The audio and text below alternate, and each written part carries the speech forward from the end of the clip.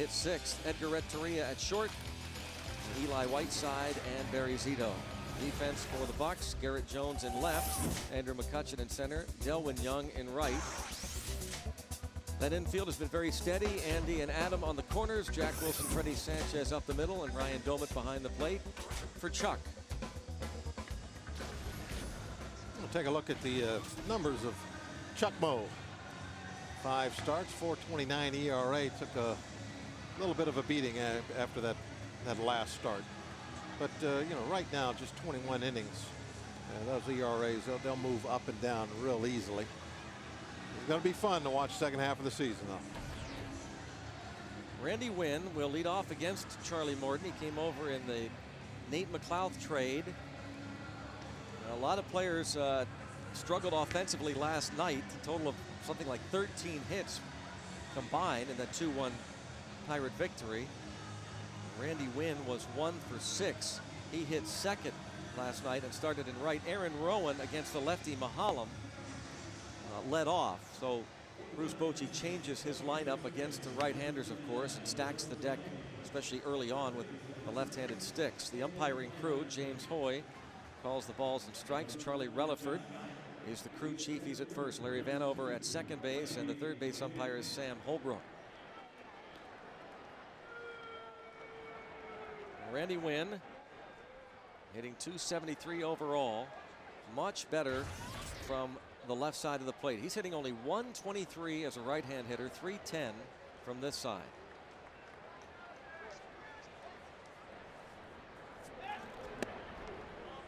This is Charlie Morton's second start against the Giants.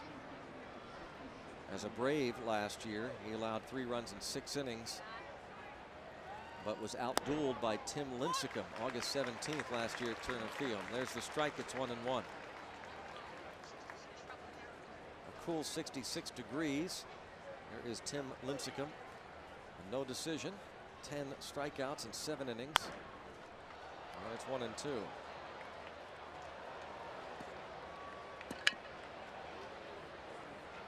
Well, hopefully, we talking about Charlie Morton in the same type of way we talk about Lincecum in a couple of years. Really love the stuff. Left side diving play, and LaRoche stumbles and gets Randy Wynn. That was a very difficult play for Andy LaRoche. Excellent job. The Pirates' infield defense just all season long have been well above average. They make all the plays.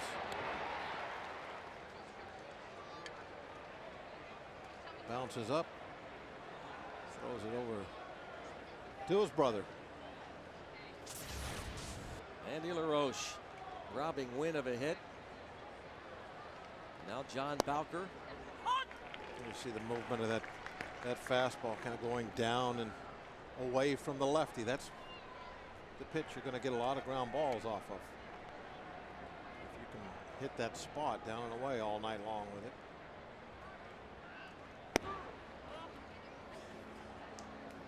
One ball, one strike on Bowker. Pinch hitter in the 10th inning and struck out last night against Matt Capps.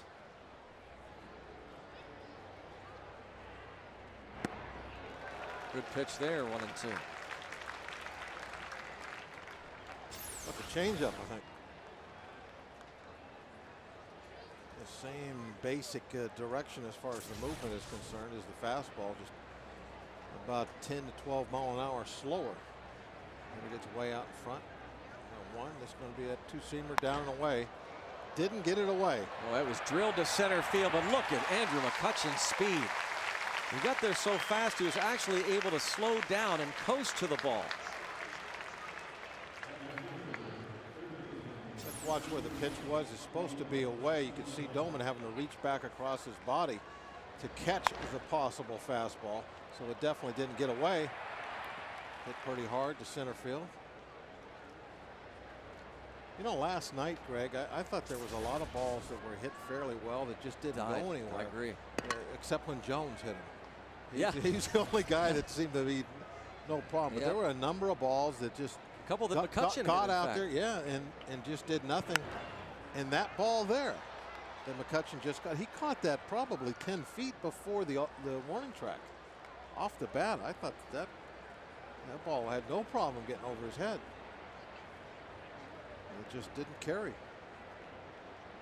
PNC's playing pretty big last couple of nights.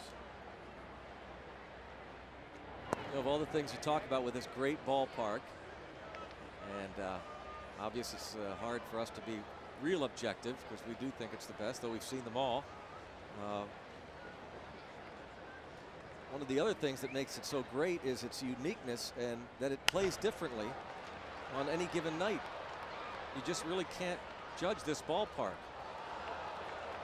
Sometimes it can be a hitter's yard on occasion, depending maybe on the wind or the atmosphere. Well, you know, it's not as severe a difference as Wrigley can be. You know, Wrigley can be great to pitch in or a nightmare to pitch in, depending on which way the wind's blowing. But this place was kind of modeled after it a little bit.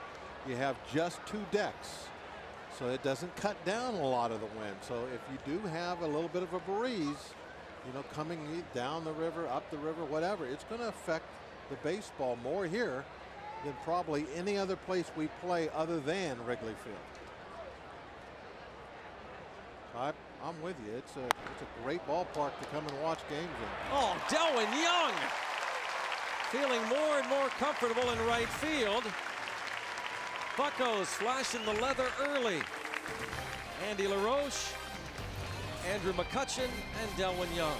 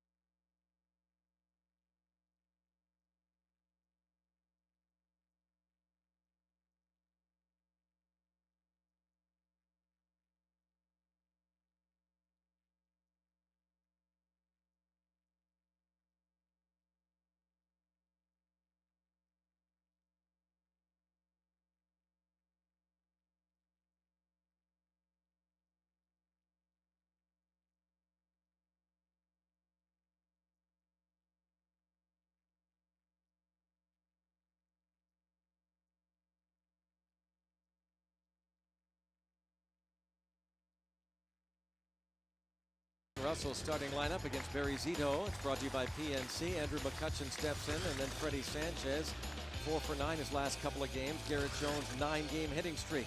Doman, Adam LaRoche, Delwyn Young, Andy LaRoche, Jack Wilson, Charlie Morton. Barry Zito, 5 and 9. 9 losses, tied for the most in the National League with 8 others.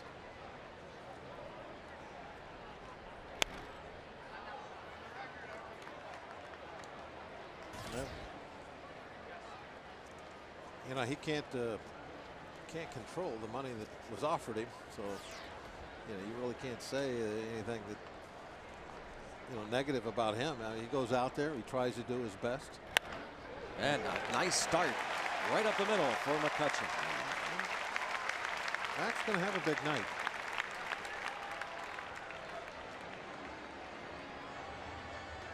But you know, if he goes out, he does the best he can do. You know, it's not his fault that they threw a gazillion dollars at him. His numbers this season, this is 3rd year. He had 44 walks in 106 innings. That's a seems like a big number for a guy that's a finesse guy. His third year in a Giants uniform after they signed him with a $126 million contract. A 7-year deal plus an option for an 8th. Freddie Sanchez, 10th in the league in hitting at .318. 2 for 5 in last night's game. He also walked.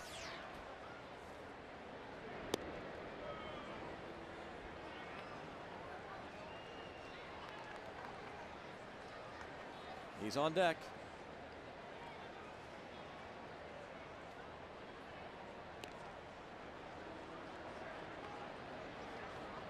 Andrew McCutchen with 7 steals in 7 attempts since being called up to the big leagues.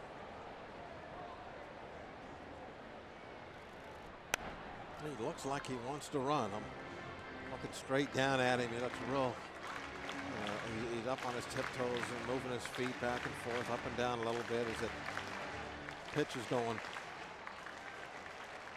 Richie Ashburn, the longtime Philly broadcaster, used to say he looks runnerish. He does. He looks very runnerish right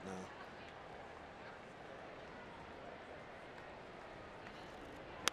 Tough to run on that delivery. 6-4 and not in time for the double play.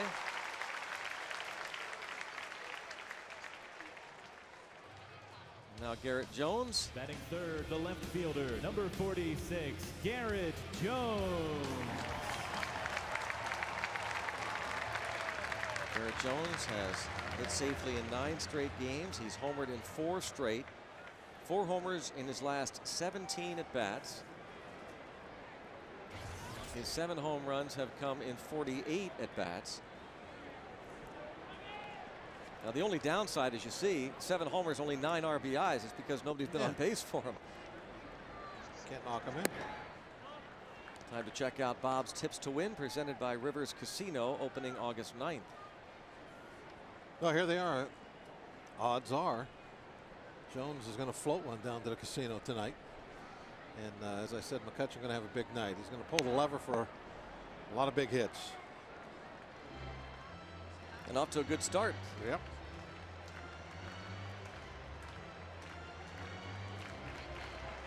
Whatever it takes, Bob.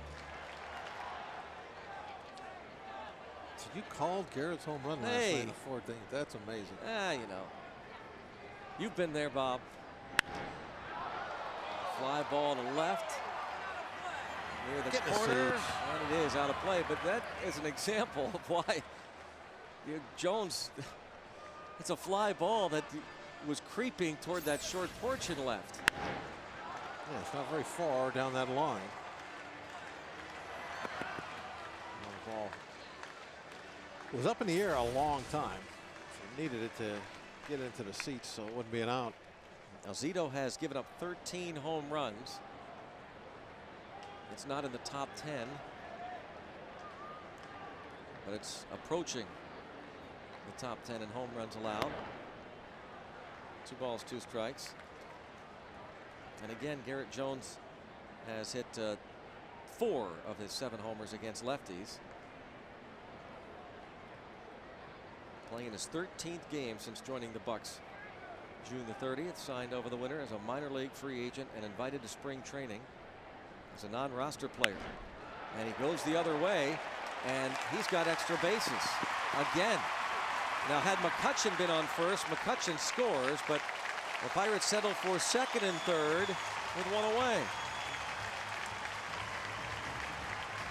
Kind of an interesting decision on where to throw the ball there. Yeah.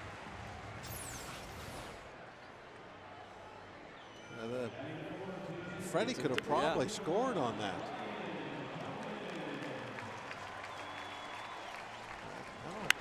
I don't get the throw. I mean, that's a throw that's assuming that the guy is scoring.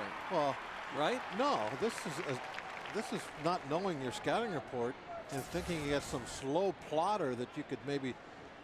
How could that not be a double? You mean throwing to second? Yeah. Oh, yeah. Oh, how do you throw that ball to second base? You could count on one hand guys in the league that don't get a double out of that. The only reason you throw to second base is you think that might be a single. Yeah.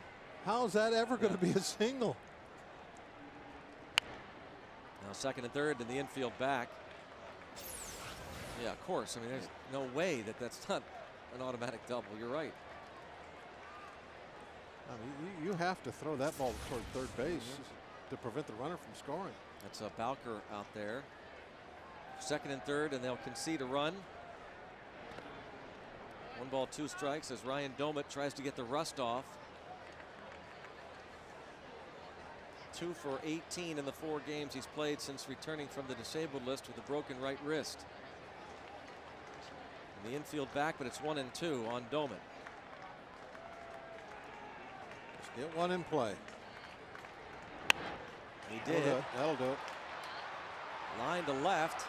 Sanchez tagging, and he will score easily on that throw. Sacrifice fly, and the Pirates have a 1-0 lead.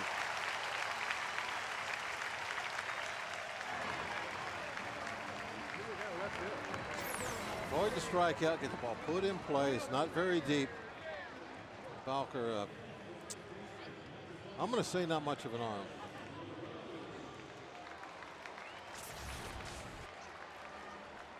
And 1-800-SAFE-AUTO reminds you that you are safe at home with Safe Auto, proudly supporting the Obadiah Cole Foundation for prostate cancer screening and awareness. Early detection is the cure.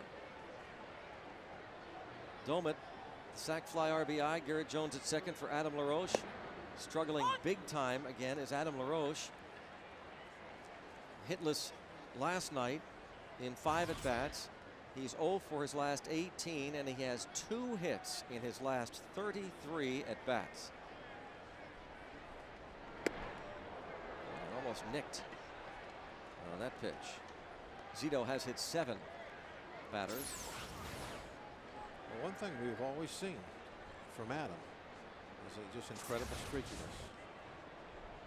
Now, there's been a definite pattern that a lot of his bad streaks have come early in the year.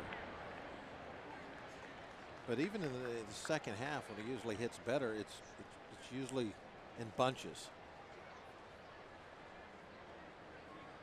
So, I mean, any game, it could just totally turn the other way. You never know when it's going to happen. But that's been him his whole season, or his whole career.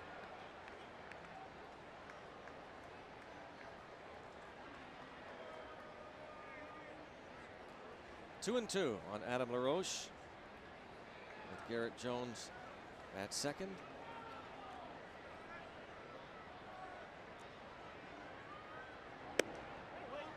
Full count.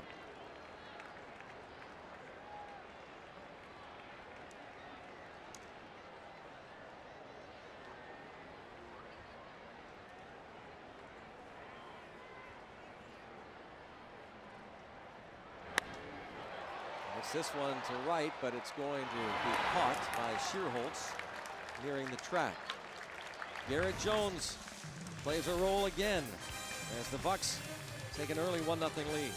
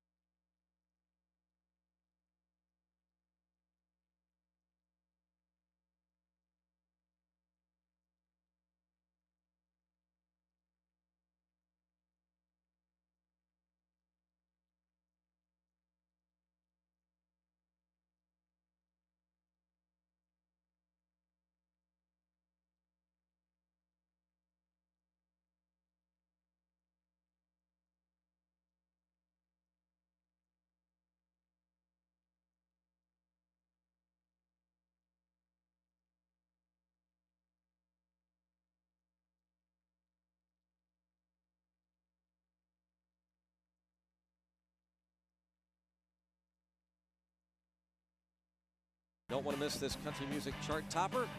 Get your tickets by visiting Pirates.com or calling 1-800-BUY-BUCKS. Jody Messina live in concert here at PNC Park following the 7:05 game against the Washington Nationals.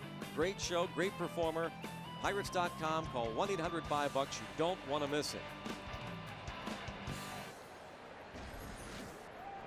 Charlie Morton, the early lead and a 1-pitch out.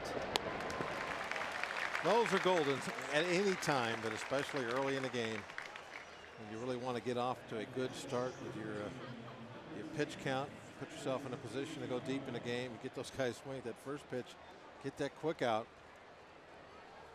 Yeah, another thing that good stuff does for you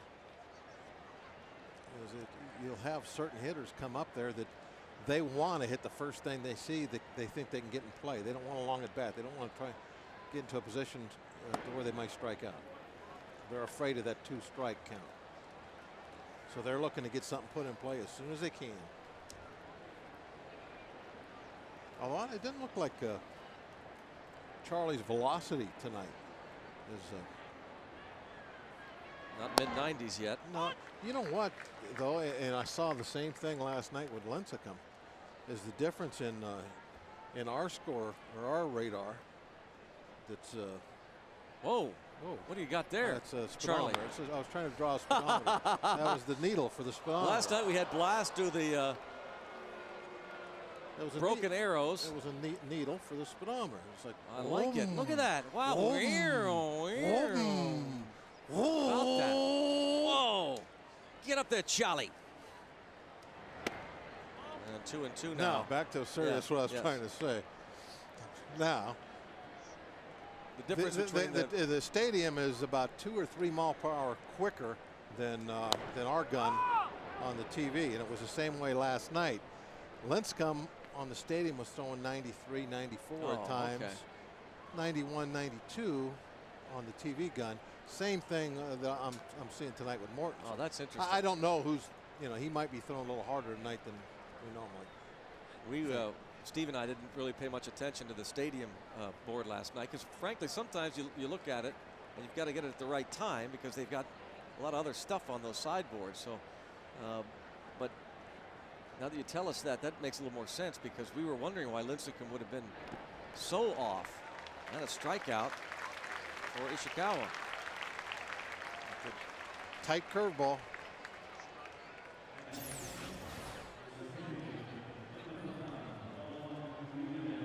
Right down under the bat.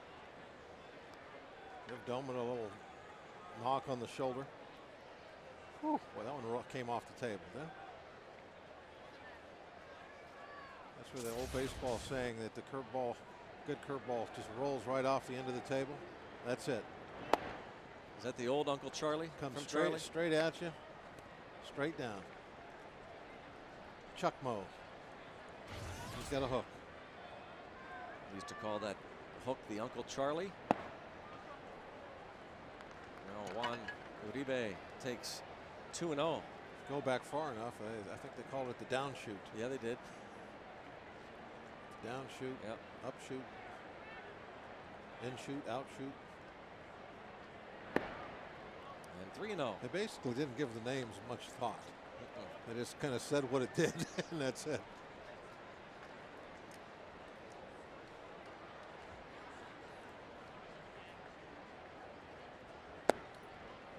And a 4-pitch walk after retiring the first 5. And the scoreboard has that one at 93, that last pitch. Edgar Renteria, the shortstop,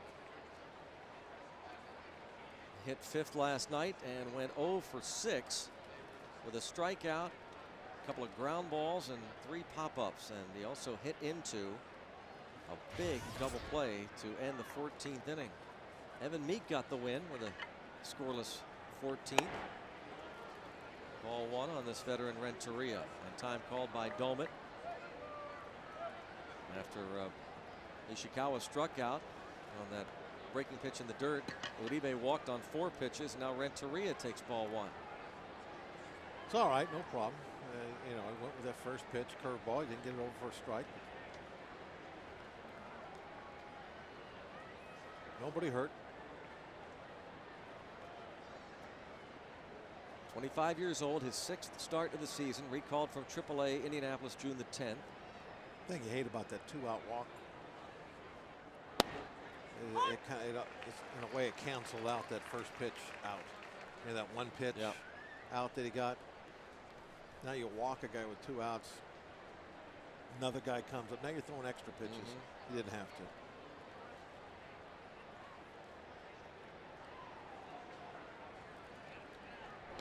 You know, that's a lot where young guys' inconsistency come from. That last curveball right there, that was a real nasty curveball. That was off the table. Uncle Charlie, downshoot. That's one that struck out Iskawa. Am I correct? Real hard biter. You don't need to throw that on a 1-1 count. You're not trying to strike anybody out there. Tapper. Andy LaRoche, he robbed Renteria last night. Not this time. A very similar play made by Andy LaRoche in the 5th inning to get Renteria, but not this one. Infield hit. Well, these are, you know, always just do or die plays. You make half of them, you don't come up with half of them. That ball got right on his thumb. Got him in the thumb. 2 on for the rookie catcher Eli Whiteside. Hey, look what happened there. You get the walk, now you get a swing and bunt. Not only now have you thrown more pitches, but now just a scratch hit might tie the game up. You gotta really bear down. You get, I mean, you just live for that 2 outs, nobody on. That opportunity for an easy inning. You can't let them get away from you, especially when you're in the bottom part of the lineup. Whiteside right now hitting 8th in front of the pitcher Zito. And Morton falls behind him 2-0.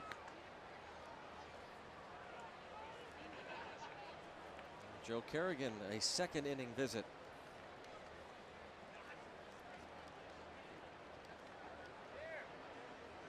You got good stuff. Pound the strike zone. Trust your movement, your fastball.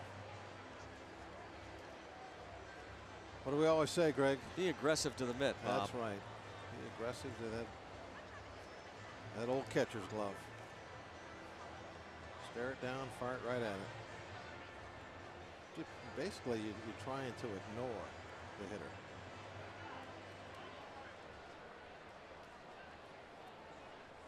Steve Carlton used to call it pitching.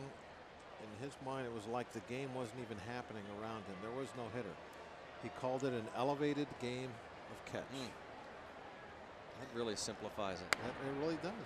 And if you can do that, if you can simplify it, make it more like you're in your backyard and you're 10 years old again. Believe me, that makes things so much easier out there. People always talking about the mental aspect of the game. Well, as you get older, you try to complicate everything. Your conscious mind tries to take over. Just misses. 3-1 now.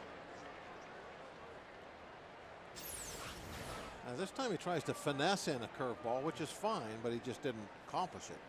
Didn't execute. He didn't try to bury a hook there because he was just trying to throw a strike with it. But he left it up just a little bit.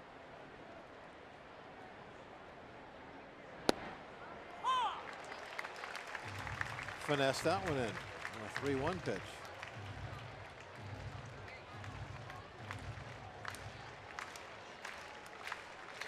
Always liked that when you could throw a breaking ball for a strike, 3-1. Because now that hitter who would always assume on a 3-2 count he's going to get something good to hit. Couldn't get anything now, right? Oh, another curveball and 5-3. It's 1-0 in the 2nd.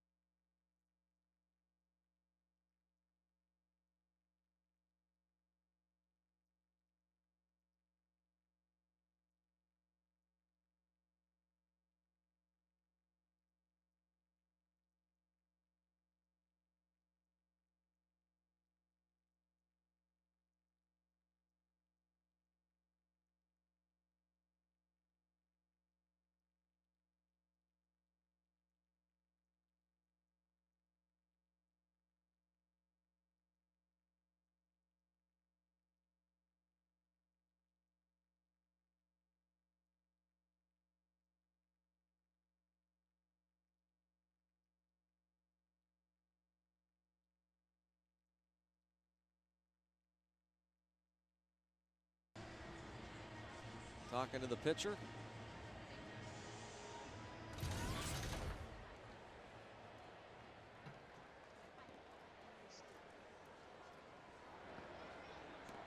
Trying to settle him in.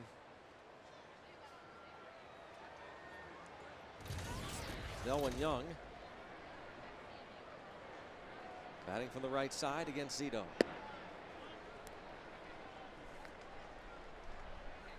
Nice defensive play by Young to end the top of the first inning. Comes up empty, 1 ball and 1 strike.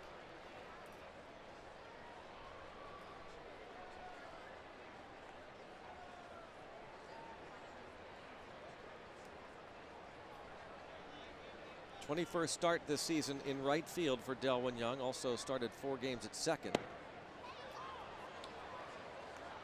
And pretty apparent that if the Pirates end up moving Freddie Sanchez, and who knows where that whole thing's going to end up, but down the road, whenever that would be, that a possible solution at second would be Delwyn Young. But this is Young's catch in right on the line drive hit by Sandoval in the first. Well, you look at it like this. You know, there has been definite trade speculation talk, you know, about Freddie, and that's no secret. And we have a plethora of young outfielders in the organization, and Young can flat out hit. It lines this ball to Bowker. So you look at that, you think, huh, Young's future might be at second base. Andy LaRoche talking about some defense. He flashed the leather last night. That's barehanded there. No, There's true. more leather. Yeah, I shouldn't call his right hand leather. Bounce to third, and from one third baseman to another. 2 away. Kung Fu'd him. The Panda. Sandoval has caught, played third and first. I made a mistake last night. I thought that pandas like eucalyptus, but it turned out it's koala bears that eat eucalyptus. Ah. Pandas like bamboo. Man, that would have been a good Aflac trivia question. I know. Well, I was really confused with it last night. Of course. Tim knows panda bears. Yeah. World traveler. He said that they are bamboo eaters.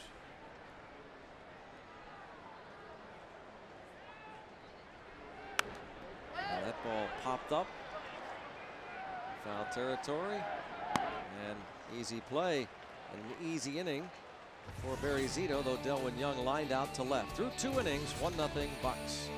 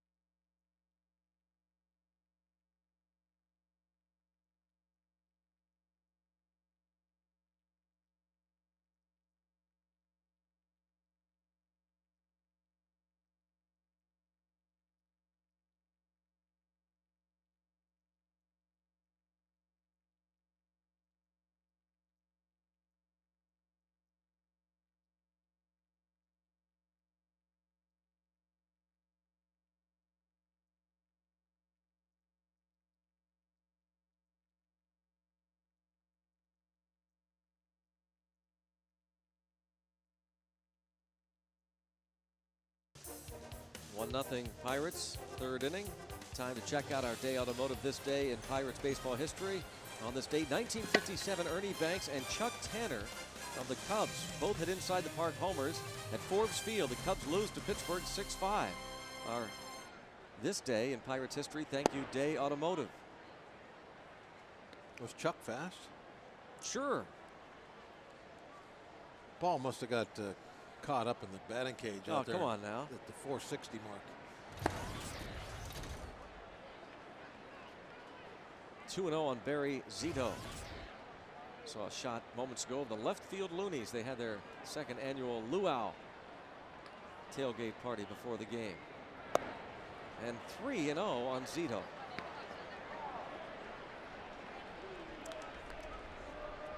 Find that plate, Charlie. Find it quick. There we go, right down the middle. 2 more just like that. Zito will be taking.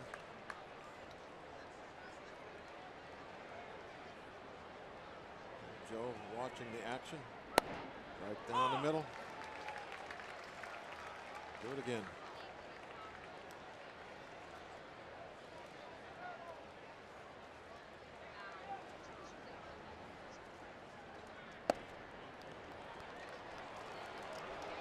Free pass to the light hitting Barry Zito. That's why you always give those pitchers a 3-1 take. You challenge the pitcher out on the mound to be able to throw 3 in a row. If his control wasn't on shaky ground, he wouldn't get the 3 balls on the pitcher anyway. So you know the control's on shaky ground. You take the bat out of your pitcher's hands all the way to a full count. Randy Wynn retired on a fine play by Andy LaRoche to start the game, and a strike is called. We were talking about Chuck Tanner moments ago. Of course, Pirate fans know that the Bucks acquired Chuck Tanner for Manny Sanguillen in a trade with the Oakland A's before the 1977 season. This way inside, 1 ball, 1 strike. Well, the Seattle Mariners picked up Randy Wynn in October of 2002 in essentially a trade for Lou Piniella. Piniella left the Mariners and became manager of the Tampa Bay Rays.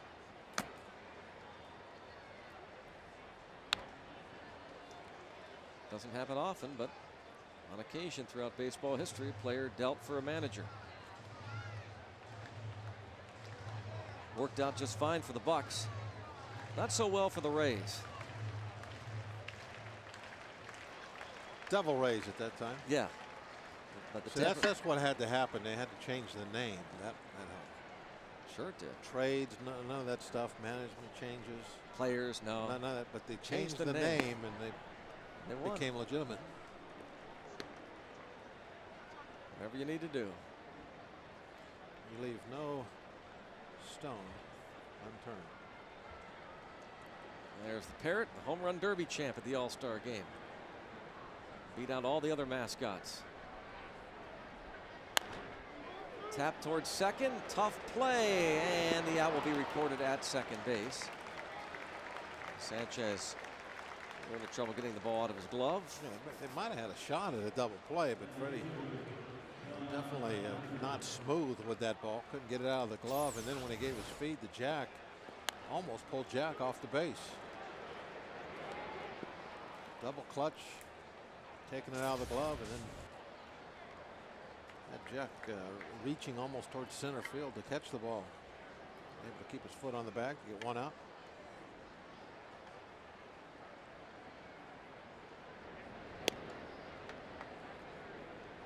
John Bowker lined out to center fielder Andrew McCutchen in the first inning.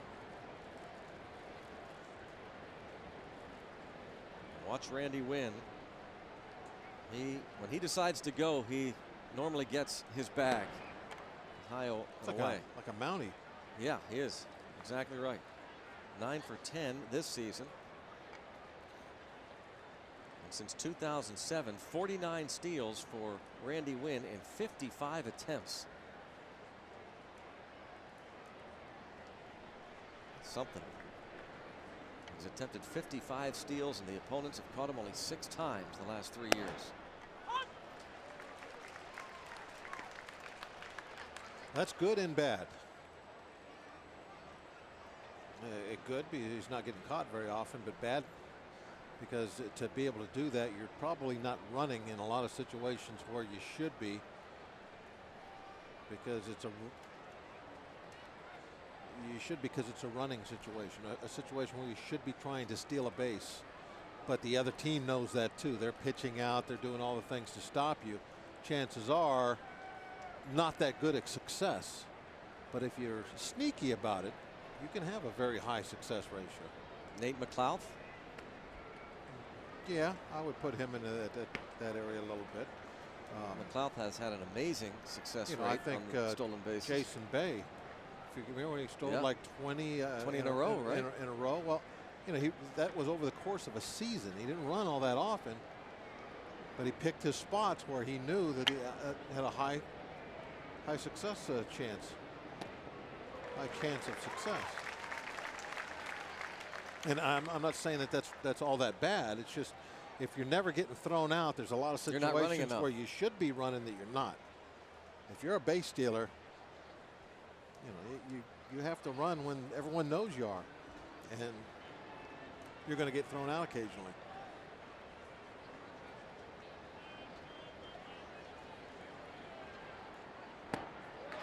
Strikes out Bowker for the second out, and that is Charlie Morton's second strikeout. Charlie has been able to regroup after walking the pitcher.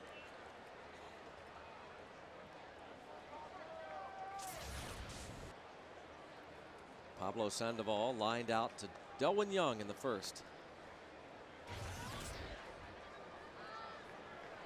We talked about this last night with Sandoval and his hitting philosophy. I see a little white thing and I swing. I don't have a lot of mechanics.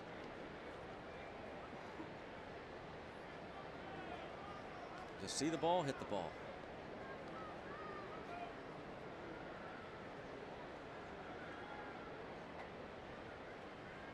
Last night 2 for 6. Routine play for Jack Wilson. A walk to the pitcher doesn't cost Charlie Morton. 1-0 Bucks.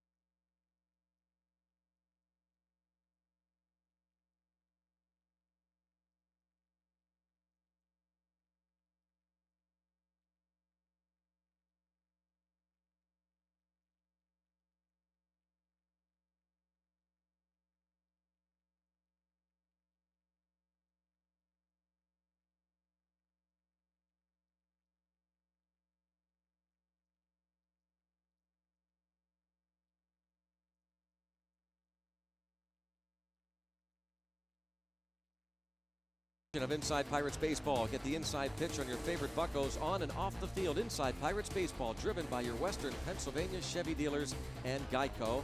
Airs tomorrow at 12:30 here on FSN. Now Charlie Morton leads off.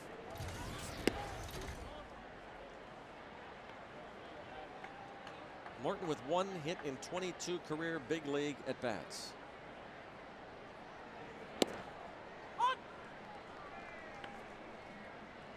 Oh for 5 with Pittsburgh.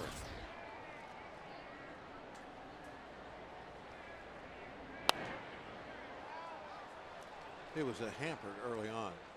Couldn't get any leg hits. Yep, a little hamstring issue.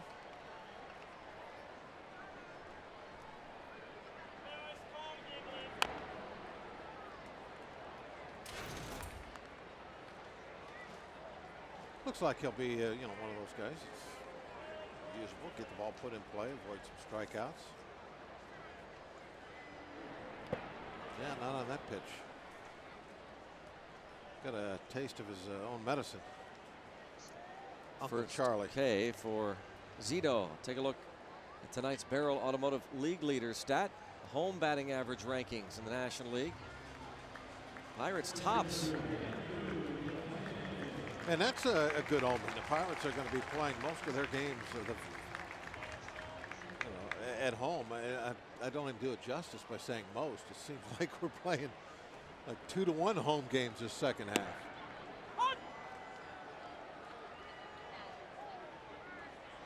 The Pirates playing 42 of their final 74 games here at home. Most in the majors after the All-Star break. And the Pirates have a .575 winning percentage here this season as McCutchen is retired. That home winning percentage of .575 is 4th among National League clubs. Giants, Dodgers, Cubs, and then the Pirates in terms of home winning percentage. Barrel.com definitely worth the click. Well, the Pirates, they're winning this year. They're better because their pitching is better.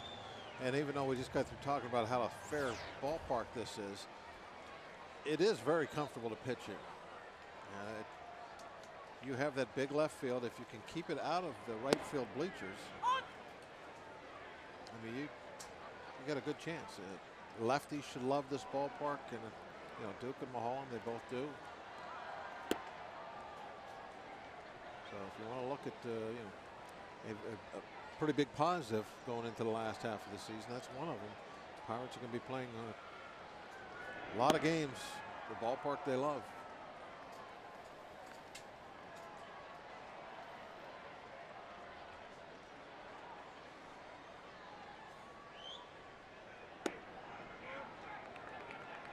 Goes to 3-1 on Sanchez.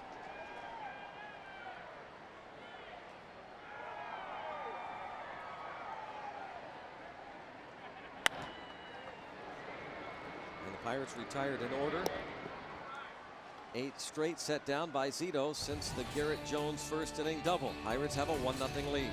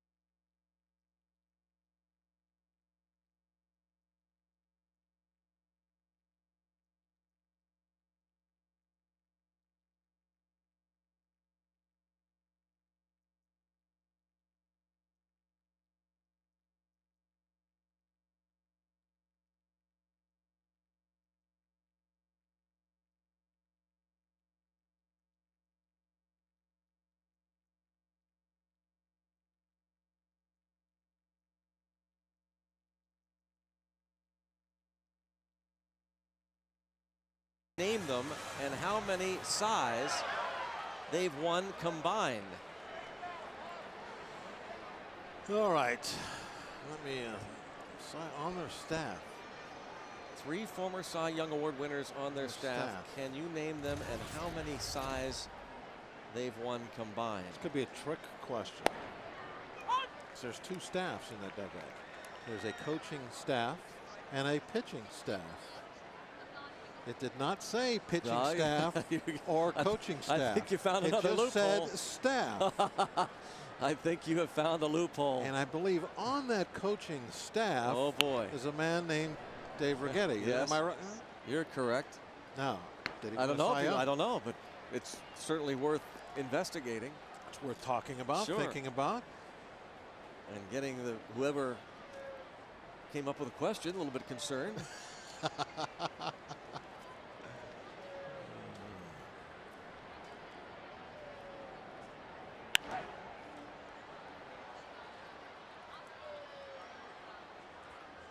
On the staff. All right, well, we'll look right now. How many did they win? We got Zito. We've already talked about him.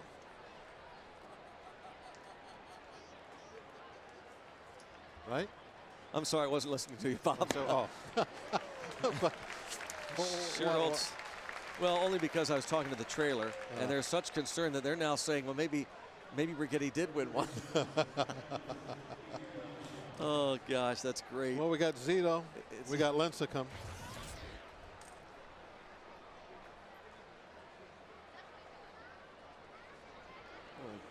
I'm busy looking, reading the names, and not getting the.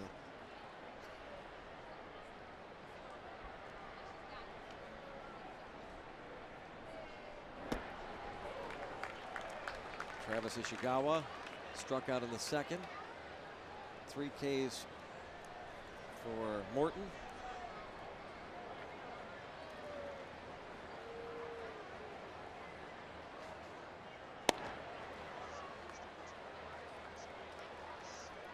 One ball, 1 strike.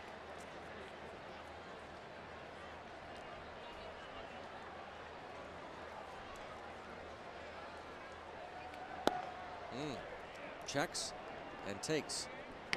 2 balls, 1 strike on the rookie first baseman from Seattle, Washington, a 21st round pick in 2002. His first career home run last year off Charlie Morton in Atlanta.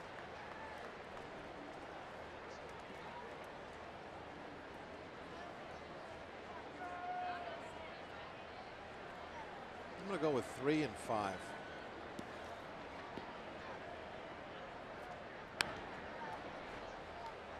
3-2 the count. What was the question? Was it how many Cy Young winners are there and how many have they won? No, they have 3 former Cy Young Award winners on their staff. My guess, 3. Name them and how many total. Oh well. Okay. So you're right with 3. I'm you're right correct. with 3. Yeah, I need to say. You got half the answer. Well, we got 3 and 2. Lincecum, the unit, and tonight's pitcher Zito. Am I right? Yep. Righetti did not. He did a lot of great things. Did not win a Cy Young. A little pain on the inside corner. Getting into a bit of a groove maybe now. Maybe. Giving up 1 hit to this point tonight, and that ball came right back to the inside corner. Our Southwest field cam will show you that movement. Ball just flew right over the outside corner, or inside. I'm going to guess 5. Okay, 5 That's going to be my for the guess. 3. Yeah. I mean, that's just a shot in the dark guess. I really have no idea.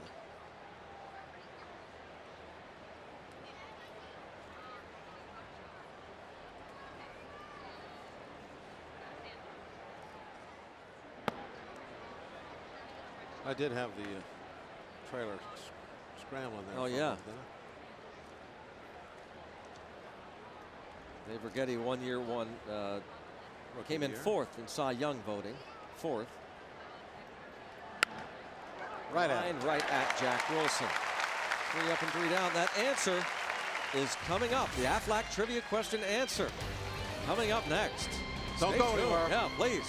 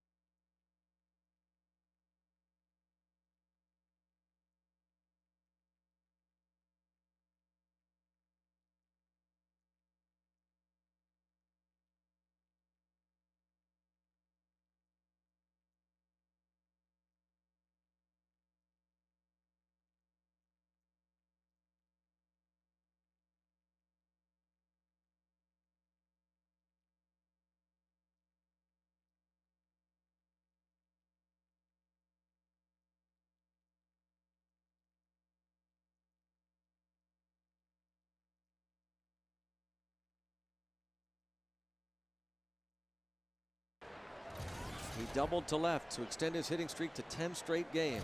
Come on, floater. Now, not only rooting for hits from the I Scott, want- rooting for home runs, I want and river rooting for shots. floaters. I River want shots. river shots. Hear that, Garrett? Yep. Want a floater. There's a fireworks ship. A ship. It's a ship. Wow. We're pirates. They're ships. Yeah. All right. Come on, Garrett. You saw that big hook. 0-2. Here it comes again. Rolls it to second. For the out. Now back to the Aflac trivia question. Here we go. 3 former Cy Young winners on this Giant staff. How many Cys have they won combined? Bob says 5. The answer is 7. Randy Johnson 5. Well, that's what you meant. Yeah. Randy Johnson 5. Oh, you got the answer right. So I thought I didn't realize that the guys that got singles counted also. You're right. We know. I just thought we I know thought what the you mean. question was I read it wrong. We I thought know. it was the guy that got the most. How many did he get? Don't even have to explain yourself. We know. certainly understand, and we gave you the credit. You got it. It was vague. You nailed it. It was vague. The question was vague.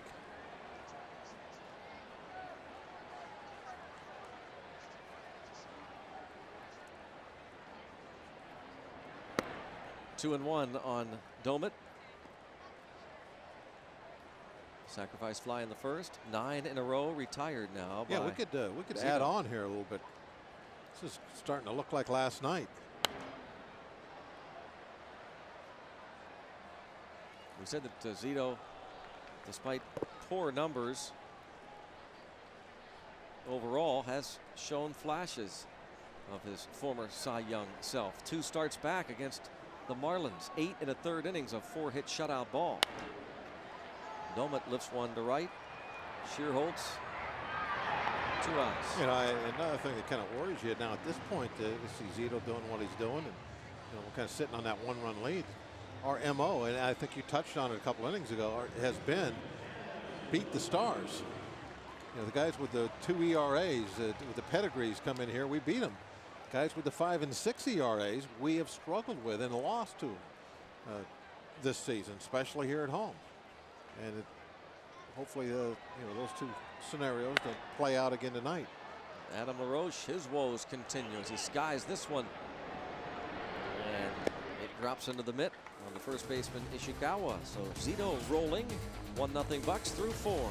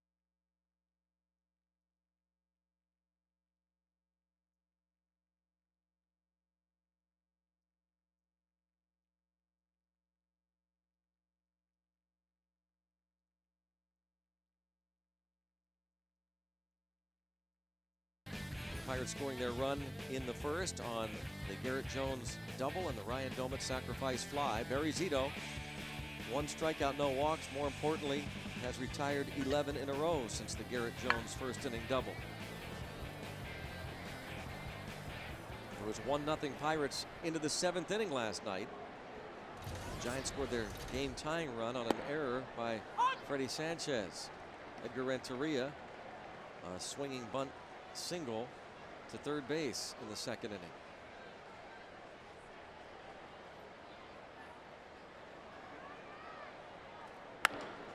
Line drive to center.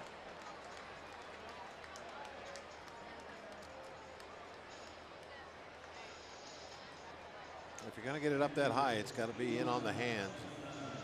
And that ball was above the belt and out of the outside half.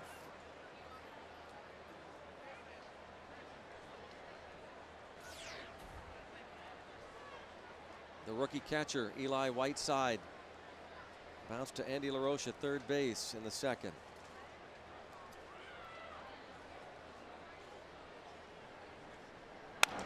And a perfect double play ball. Oh, whoa. For some reason, Jack Wilson surprised Freddie Sanchez with a toss.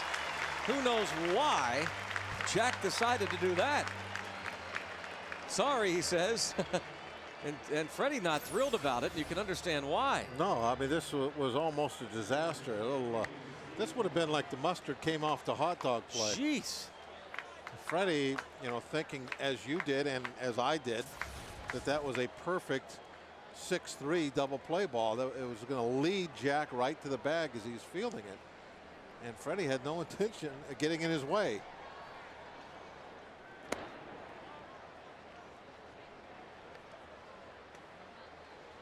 Well, now they can smile about it now. Well, yeah, they got the double play, so yeah. now you can laugh about it. They wouldn't be smiling if that ball would have been messed up. Now this is messed up. 2-0 to Zito.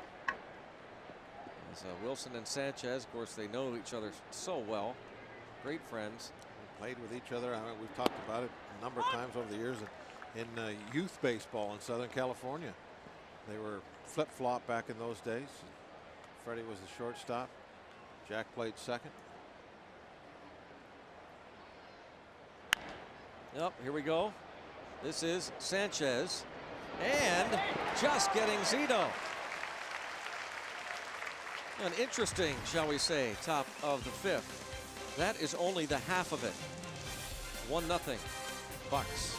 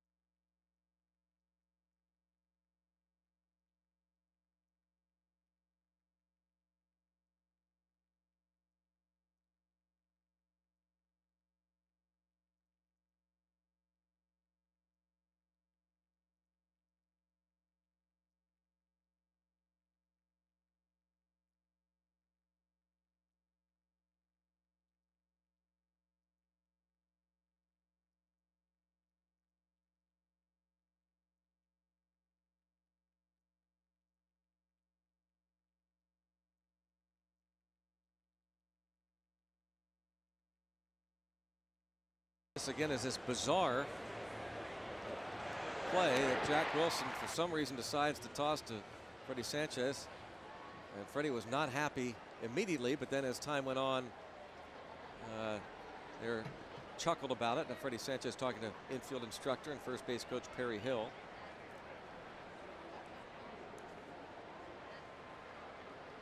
That kind of shows you how quick Freddie is, that he was able to adjust and get a double play out of that. They have turned a ton of them in their time here as Pirates. 12 straight retired by Zito as Delwin Young flies to right.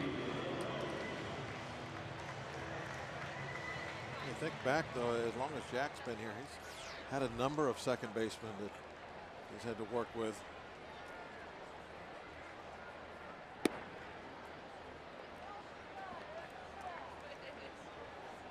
For a while there, I guess for about 3/4 of a season, it looked like Pokey Reese was going to be a fixture at second base. Didn't work out, and then Castillo looked like he was going to be there for a long time. Jose Castillo eventually spent time with the Giants.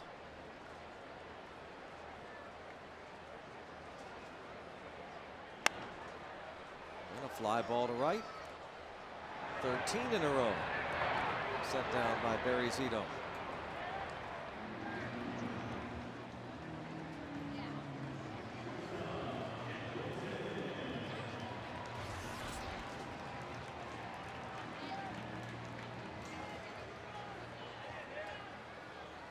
Well, when I looked in my crystal ball, Greg, I did not see another game like we had last night, but that's what we're getting. We're also getting some rain. It's not rain. Oh, my apologies. Yeah, that's just for the sunshine. It's not raining. I know.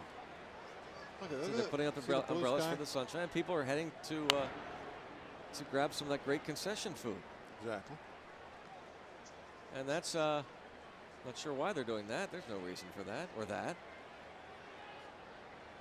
It's getting a little chilly, probably. Maybe that's what it is. You're trying to cut the wind. Yeah, that wind, boy, it is gusting. Ooh, look at those flags out there in center field. Woo. Gusting.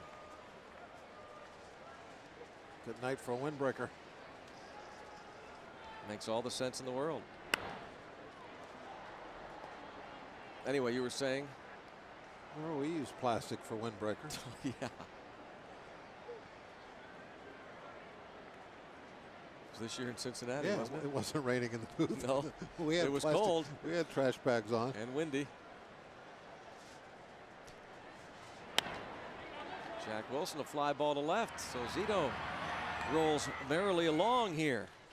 Pitcher's duel 2 nights in a row. Yep, 6th inning, and it's Charlie Morton besting Zito so far.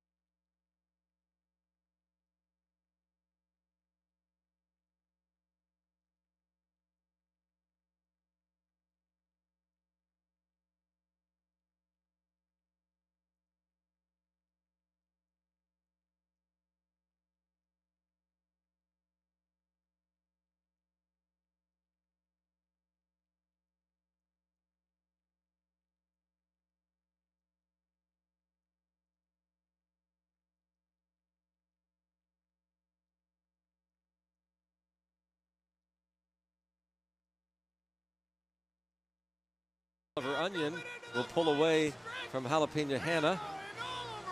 The sauerkraut saw. Look at Hannah. Look at Hannah. She's got nothing left. Nothing. Nothing left. You know what I've noticed though is used to the pierogies that really were a high five in the crowd. They, after they run the new track, they get to the end of the race, they're done. Of course they are. They're toast. Don't know what is on your screen. It's not rain.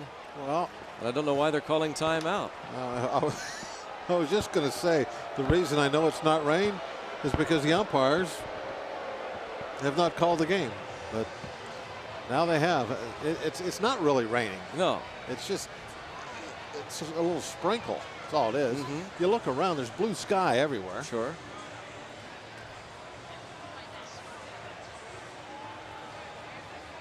Look at that. That's right behind us. Blue sky. Been crazy the last couple days, and we have had some beautiful looking rainbows. Hope you caught the top of our telecast. It was spectacular.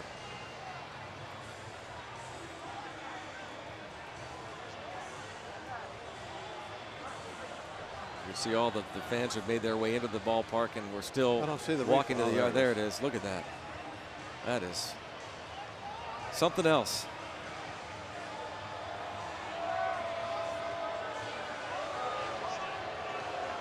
Well, now, look like Charlie Relaford, he's telling them to roll it back up. There's no reason to do this. It's not going to rain. Charlie Relaford said, no. Put it back up. We're going to go back out and play. Yeah, exactly. Here, I like it. I like it a lot. Way to go, Charlie. Chuck. Oh, now it's raining again. Well. Oh, boy. The life of an umpire. He's trying. You know, it reminds me, what's that, the Saturday night or Saturday evening Post picture, the umpires putting their hands out and the water's coming down. Okay, now he says, okay, put it in. Like I said, a walk told me it wasn't raining, but now I'm saying it is, so go ahead.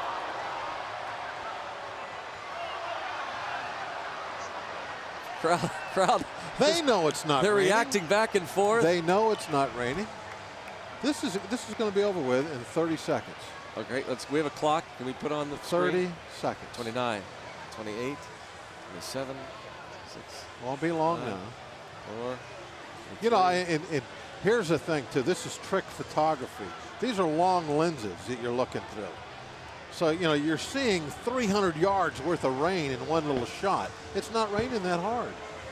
In fact, it's not raining at all. It's just a little sprinkle here and there. 10. But when you got that long lens, 8, it makes it look 7, worse than it is. 6, 5, 4. Those drops are in high def. 2, Look, 1. It stopped. It's like you said, 30 seconds. There's not a drop coming down. Is there? Is there a drop? Not Do we see a drop anywhere? Not a drop. Even get one of them long lenses going. We won't even see a drop. Well, that's just. Well, that's running off the roof. Sure. The trailer's playing tricks with it now. It is not raining. 30 seconds. I nailed it on the second. Again. Again. Chris Hunter. See? No rain. Chris Hunter on the phone with. Yeah. 30 seconds. I know it. Trying to get a gauge here what this weather is going to do. All you got to look is you look to the west. The sun is shining. You know, with that rainbow, it looks like the Emerald City out there beyond the river. It's gorgeous. If the sun is shining, there's no rain coming, because the rain comes from the direction the sun sets here in the northern hemisphere. This is some of your best stuff ever. Keep talking. We're listening.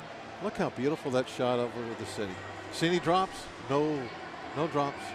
Take the plastic bags off, folks. It's over. That one little dark cloud is gone. It's heading up toward Monroeville right now.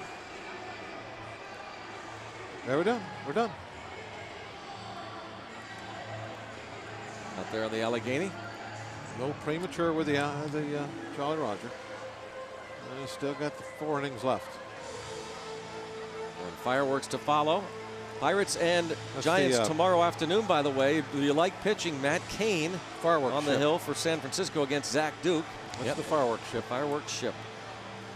Matt Cain 10-2, 2.38 ERA. That earned run average is 3rd best in the league. The Fireworks are just testing him right now, as you see. Also tomorrow, the Bucks concluding this series, not the homestand, this series against the Giants. Kids Day at the ballpark, and all youngsters 14 and under receive one of these Let's Go Bucks pillows, courtesy of Mrs. T's Pierogies. Freddie Sanchez showing you what you'll receive tomorrow if you're 14 and under. Hey, you saw that pillow, didn't you? Sure did. Great pillow. A great pillow. So come on out early, enjoy the family fun zone out on Federal Street before the game. Kids run the bases after the game. Go to Pirates.com or call 1-800-BUY-BUCKS. The Brewers will be in town for 3 games starting on Monday night. Now let me tell you about the pillow too, Greg. Yes. It's not one of those foam rubber things. No. It's full of the little beads, yeah. like you used to have in the beanbag chairs. Yep. It's like a little mini beanbag chair. It like molds. There is nothing better than one of those pillows laying on the floor in front of the TV, maybe playing a video game. You throw that pillow behind your neck. Nothing better than that. You got to get out here and get one of those pillows. They are fantastic. Taking the tarp back off the field. That looks like the sky in Viking Land or Mars. Red sky at night, Pirates delight, huh? Uh-huh. Red sky at night, Pirates delight. That's an old saying. Stick around, Bob will have more for you. We come back. Bucks lead 1-0.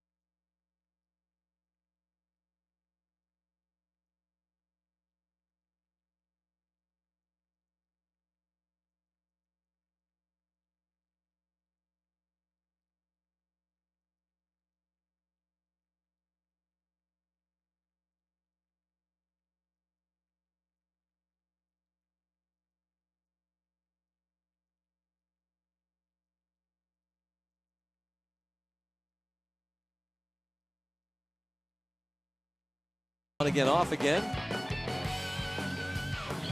They've had to work overtime the last 2 days. Manny Lopez and his crew doing great work. Charlie Relaford and the umpiring crew will, in a few moments, head back out onto the field. Relaford will inspect things.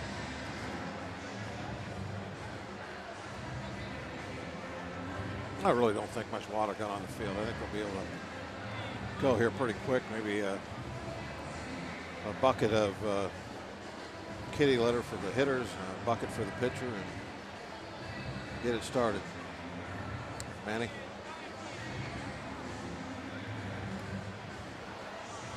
Hey, there's the bucket. One for home. Take one out there for the mound. Tony Beasley on the phone.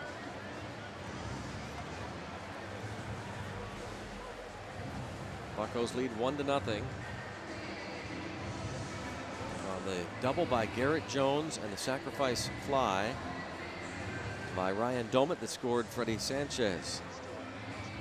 The first annual Open Wide Open charity golf event is Friday, September 11th at Alcoma Golf Course in Penn Hills. Proceeds benefit Pittsburgh-based Every Child Incorporated. For donations, sponsorships, and to register your foursome, visit openwideopen.com.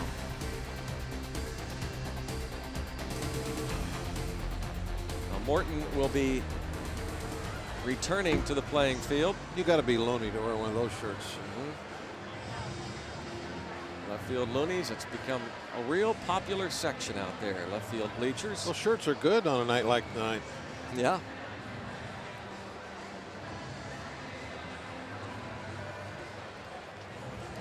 Their second annual luau tailgate party before the game. And as we mentioned, tomorrow the series concludes with these Giants and then the Brewers in town. Boy, the Pirates really owe the Brewers a lot of payback. See if they can start a streak going the other way starting Monday night. Tuesday night is Bring Your Pooch night. It's another pup night at PNC Park. Is that any kind of dog? Yeah. Doesn't matter. Right. Just bring whatever. I think later on the year they've got a Greyhound night. Yeah. Wednesday, by the way. Greyhounds. Yeah, Wednesday afternoon the Pirates conclude this homestand. And starting at 11 a.m. this Wednesday, from 11 a.m. to 12:30 p.m., come on out and see former Buccos Dick Groat, Jim Rooker, and Bill Verdon signing autographs in the Trib Total Media Hall of Fame Club. That's Wednesday from 11 a.m. to 12:30 p.m. before the Pirates' 12:35 start. That's a great place to visit, the Trib Total Media Hall of Fame Club, whether it's before, during, or after the game. And we always like to emphasize that I think people probably would think you got to have some kind of special ticket to get in there, maybe a club seat, something. No, it doesn't make any difference. Any ticket gets you in there. And there's an entrance, on Federal Street. You can get in there. You can get in there from the rotunda. You can get in there from the Clemente side, right out of the bleachers, right out of the left field bleachers. You can go up the Clemente Bridge side and go right in the side door. Great place to gather. Great place to gather tonight. Get out of the rain that wasn't falling. Just to pretend it was falling. Head indoors. Going to be a beautiful sunset tonight. Hey, by the way, if you're bringing a group to PNC Park, a great way to experience Pirates baseball. So whether your group is 20 or 2,000, Buccos have packages perfect for you and your group. Ask about the Hats Off package. Your group can get a field box ticket and a Pirates cap, all for only $20. Visit pirates.com/groups or call toll-free 1-800-BUY-BUCKS. The Hats Off Groups package. And take the whole group into the Hall of Fame Club. You could do that after the game. Have some fun in there. Like live bands at times. As we said, that is a super play. This ballpark has so many areas like that, though. That it's just a great place. A sporting, was it Sporting News that had a little poll. Number 2, PNC Park. They ranked us right behind Fenway as number 1. Randy Wynn. That's every park in the nation. Number 2 is not bad. First pitch swinging as we resume, and it's a fly ball. Should be McCutcheon's. It is. 1 pitch, 1 out as we resume play. 13-minute delay. We won't call it a rain delay. It's we'll just like a long inning. That's all. Okay. It was like you just make sure you're good and loose, just like you had a long inning. John Bowker has lined to center and struck out. Now 13 minutes, is that long enough for you to want to go somewhere and loosen up? An hour and 20 minutes isn't long enough for me to want to go somewhere and loosen up. Back when you played. No, I'm being serious. Back when I played, I wouldn't do that. I'd get loose out there on the mound when the game started. 2 down.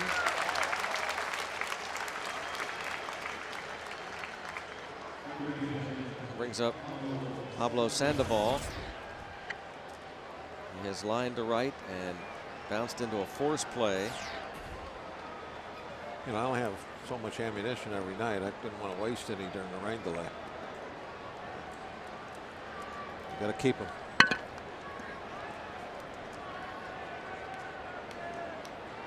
And I don't think Charlie went and wasted any of his ammunition either. There are places you can go and throw in all the new ballparks now. You know, batting cages right next to every clubhouse. Obviously, there's mounds in there, so you can go in and toss if you want.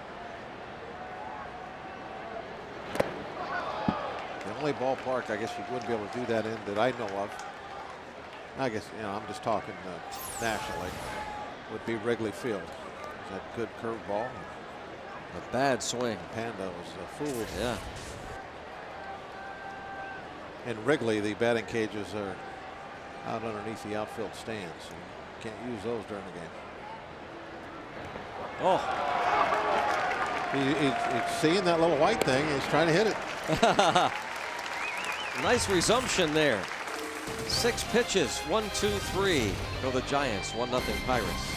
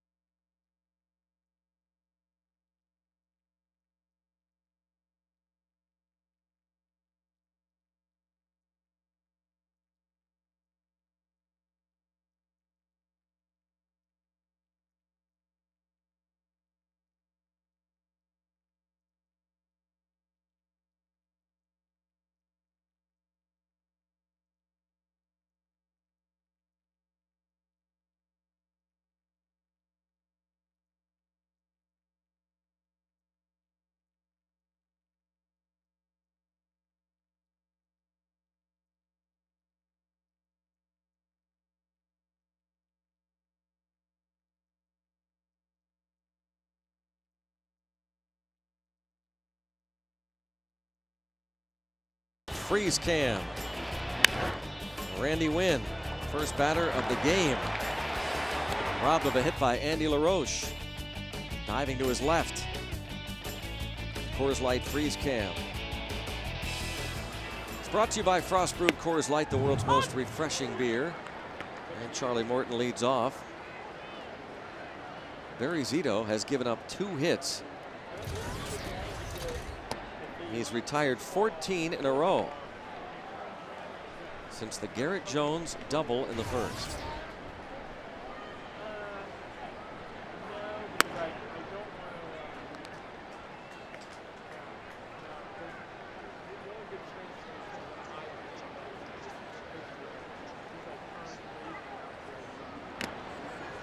Felt like an instant replay of last night, didn't it? Yes.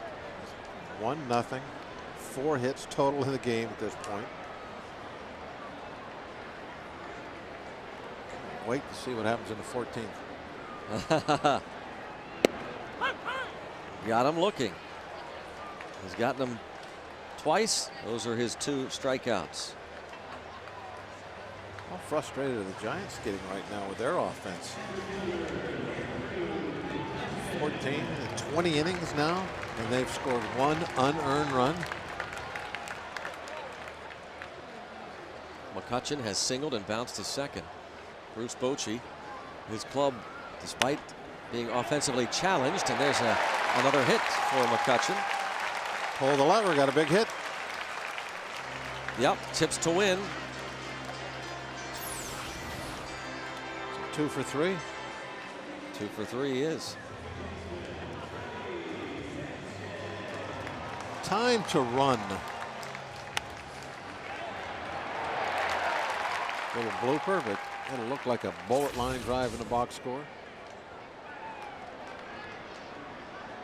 Now, last time that McCutcheon got out there, Zito did a good job of quick pitching. There you see the little leg kick and came to first base, but he had no leg kick at all on that ball that Freddie hit to shortstop. Real quick to the plate. Let's see if Zito tries that again. And that was a conventional leg kick, and he's not real fast. About a 1.38. Over the years, he's done a pretty good job of keeping base runners. He's got that slide step, Yep. and that'll get you thrown out in a hurry if you run when he does that. That was the leg kick, 1.37 again. He's pretty consistent with his times when he does that. Now, if you knew he was going to do that, somebody with the speed of McCutcheon, it'd be an easy steal. Watch, see if he slide steps this time. He's a little quicker that time. You could see the difference there. He didn't lift his leg up nearly as high, but it wasn't a true slide step either. That was a hybrid, Greg. Hybrid. Yep. It was a 1.18, by the way. I think on a slide he could hit 1.1.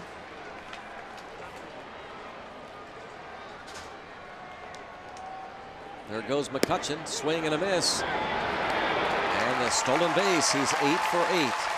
That was a 1.34 to the plate. It wasn't even close.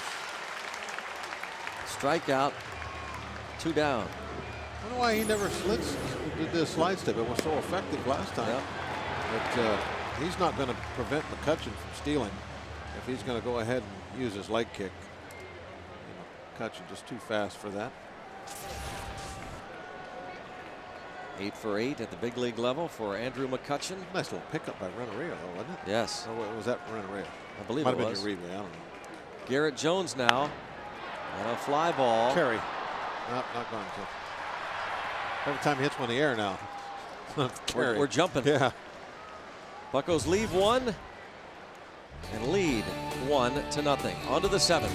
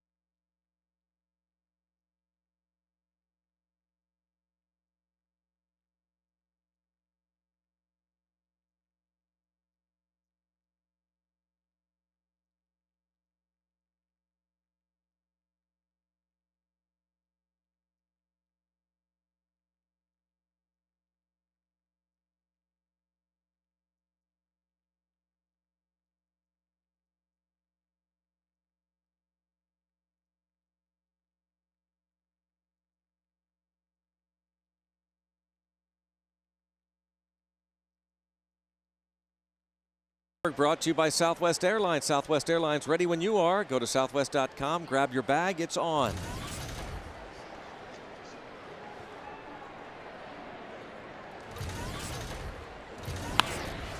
Liner, oh, just past Jumping Jack Wilson. Looked like Jack timed the jump rather well. He was at the top when that ball just crawled over. Get up. was it the other day that jumped with Joe? Was that Virgil? Yes. Jumped with him? Yep. I used to do that. I don't know why. Jump with but the that reminded infielders? me, yeah, you would like, it's kind of like talking to the baseball.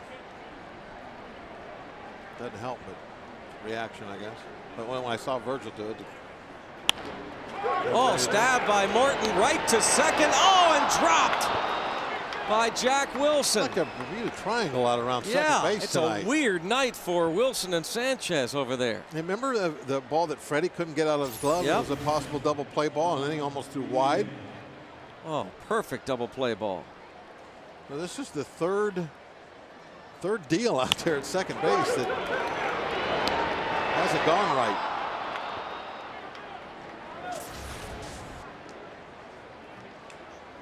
That was a nice feed. Great job by Morton. You see pitchers mess that up so much. It's one of those where I guarantee you managers hold their breath as that pitcher turns to throw to second.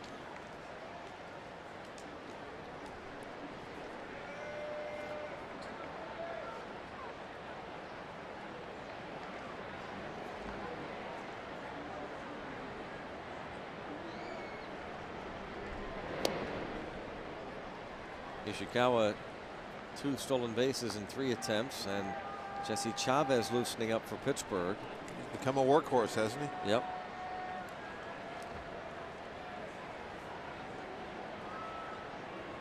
I was talking to Rob King in the pregame show about Chavez and Meek. They really have come on this year. They have a nice future ahead of them here in the Pirate bullpen.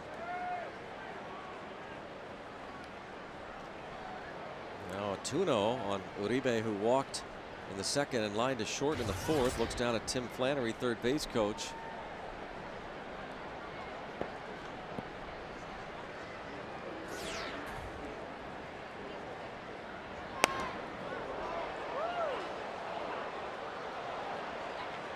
Two and one. He signed as a minor league free agent this winter after 5 campaigns with the White Sox. Last year hit .247 in 110 games with 7 homers, drove in 40. Currently has 4 homers with 20 RBIs. A 2-1 count. And that'll go out of play.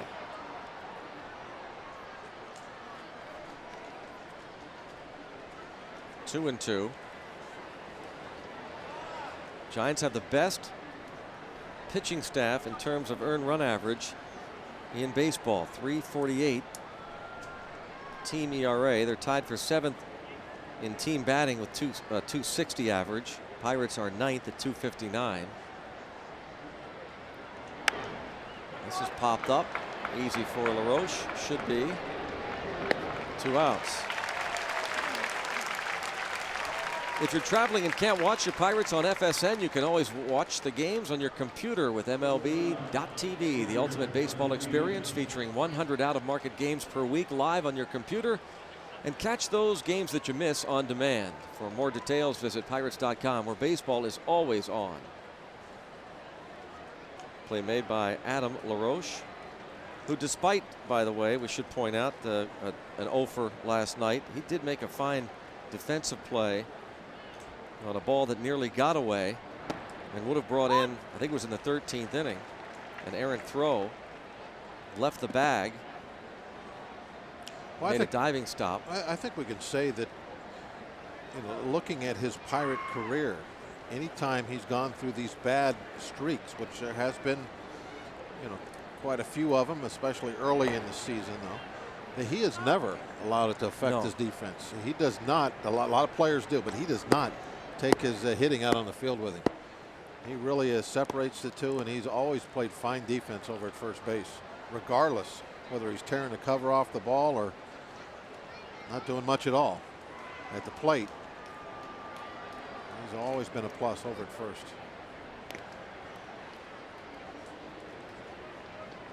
We were talking last night, Steve and I, about this Pirates infield and where it might rank in terms of Pirates history. It is becoming that good. It has become that solid. Ball bounce foul.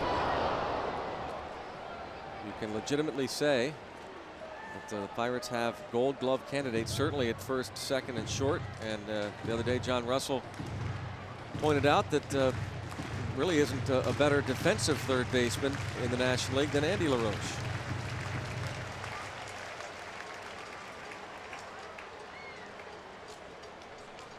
Very good. I have to say something good about my guys, though. And Chico and Jay and Jeff King at third. I mean, that's a pretty good three. We were talking right about there. Where does it rank? You know, the four guys, four infielders. That's what we said. But let's take some time. Let's think about it over the years. You know, and then if you think about Sid Bream before he hurt his knee over at first. Yeah, he was outstanding. I mean, that group could throw some leather at you.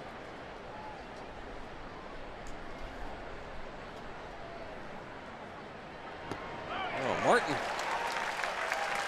gets Renteria.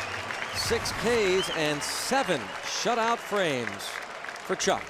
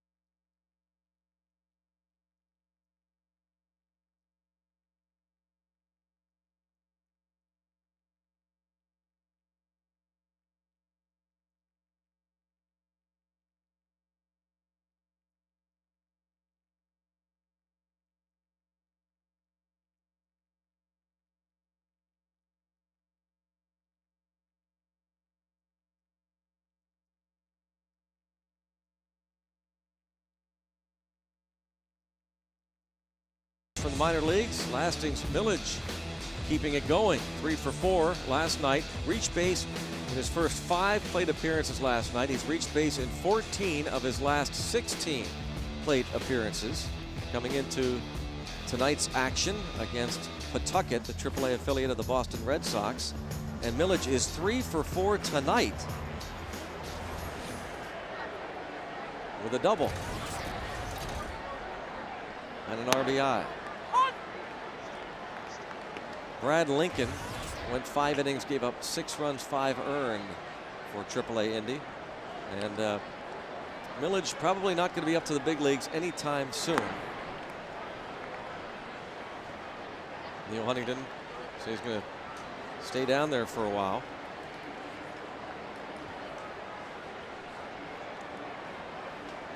Ryan Doman has hit a sacrifice fly and fly to right. And lines this ball to left.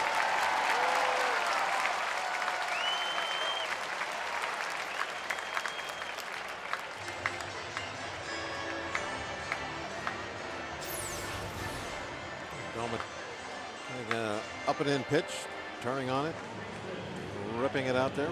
Leadoff man on. I was thinking about Millage. Greg, a lot of it might, be dependent on what happens here. Yeah. I'm sure there's no way. We're not a spot open right now. They're not going to bring him up unless he's an everyday player. Sure. He's not going to come up here and sit on the bench and play 2-3 times a week. So, you know, if they get a spot in the outfield Yep. for him where he can play every day, then I think that's going to have a lot to do. That may have more to do with it than anything, Yeah. to be honest with you. I'm talking to Millage tonight on the radio pregame. He felt like most of the stuff he needed to adjust to was just the mental aspect of it. Praised the Pirates organization, said that they've really given him structure, something that he doesn't think he's really gotten in the previous couple of organizations. And we'll talk to Neil Huntington on the radio side tomorrow on his weekly show. 1 ball, 1 strike on Adam LaRoche. He has lined to right and popped up. He's 0 for his last 20.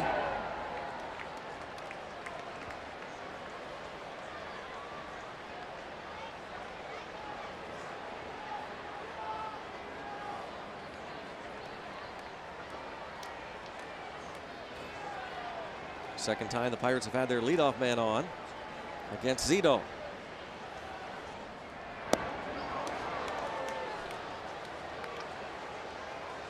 Two and two.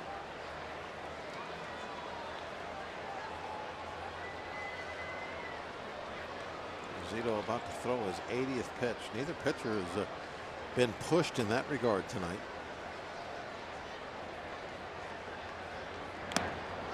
Foul tipped into the mitt for the strikeout. Boy, Adam LaRoche is starting to hear it from the folks too. Yes, he is. It's too bad. You know, he's so calm, and you know, his demeanor is to never get upset about anything. That I think some people look at him and say, well, look, he's not throwing the bat, doing this, doing that. Does he care? Well, yeah, he cares a great deal. It's just not in his character to go rip up a water cooler or anything. But ripping up inside, I guarantee you that. Delwyn Young hits a ball the other way and slicing. Oh, foul. Just at the last moment. Delwyn Young robbed of extra bases as that ball sliced foul. A little too much side spin on it. Just moved right over. It's fair until right about now. Yeah, that was a lot further up the wall than I thought, too. That was about 2-3 feet from going over. Mm-hmm.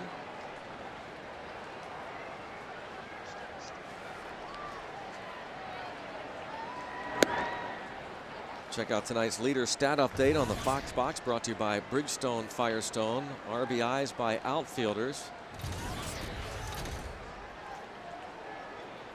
Phillies, Dodgers 1-2. Then it's the Cardinals, and Pittsburgh is 4th. RBIs among outfielders. Count now 2-1 on Delwyn Young. He's lined to left and flied to right.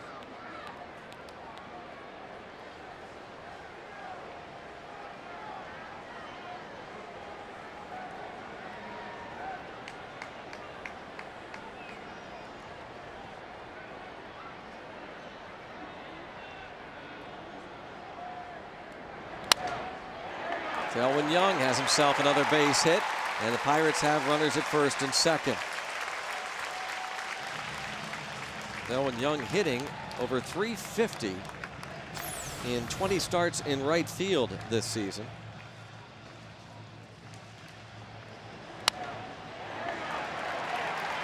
And if the Pirates win tonight, they'll be 3 games over 500 when Delwyn Young starts in right field. 12-9. Dave Righetti goes to the mound. Kind of a crucial time for the Giants. You know, they're down to their last 6 outs. They're already down by a run. And the way they're hitting the ball, they certainly cannot afford to give up any more runs. They're talking over what their strategy is going to be here with LaRoche. Trying to figure out a way to get him to hit a ground ball. You ever notice how that 7 and the 5 on Zito's back makes a perfect shelf for his name? Yeah. He chose that for that reason? That's what I hear. Yeah. Well, we understand we've got some technical difficulties with our video feed to you, so we apologize for that. We'll get it straightened out as soon as possible. Andy LaRoche is at the plate with runners at first and second, and he takes high ball one. He has grounded to third and flied to right. Domet is at second. Delwyn Young is at first with one out. Bottom of the seventh, a 1-0 Pirates lead. The stretch and the pitch, and it's pulled foul sharply past third base coach Tony Beasley. It goes to 1 ball and 1 strike. And Beasley able to get out of the way of that. And that's a tough one for a third base coach because he's really concentrated on the middle infielders. You know, watching what they're doing out there. He doesn't want to get his guy picked off. So he's real late to turn and look at the hitter. And that ball almost got him. 1 ball, 1 strike. And it's high. 2 balls and a strike to count on Andy LaRoche. Domet led off with a base hit to left. Adam LaRoche struck out. Delwyn Young singled to center. And another thing too, Greg, about that Beasley deal, the third base coaches in this situation, they're close to home plate. Closer than usual. Right. Andy LaRoche lines it foul, right side, into the seats, 2-2. The reason for that is they're trying to get down the line to give their runner, something to see as he's coming around. And it also gives them a much better angle in watching the middle infielders as they jockey in to try and keep the runner at second base close. 2-2 pitch, and it's fouled away. Thanks for sticking with us. We understand our video is back. Andy LaRoche is 0 for his last 10 since his triple in Philadelphia on Saturday in the 8th inning. He tripled off the wall in the 8th inning of Saturday night's game at Philly. 2-2 pitch, and it's 3-2. John Graybo, should the Pirates get to the 9th man in the order, Charlie Morton, with Jack Wilson on deck. Graybo would pitch the 8th. And action with Brandon Metters, the righty, going for the Giants. A vicious cut and a foul ball, 3-2.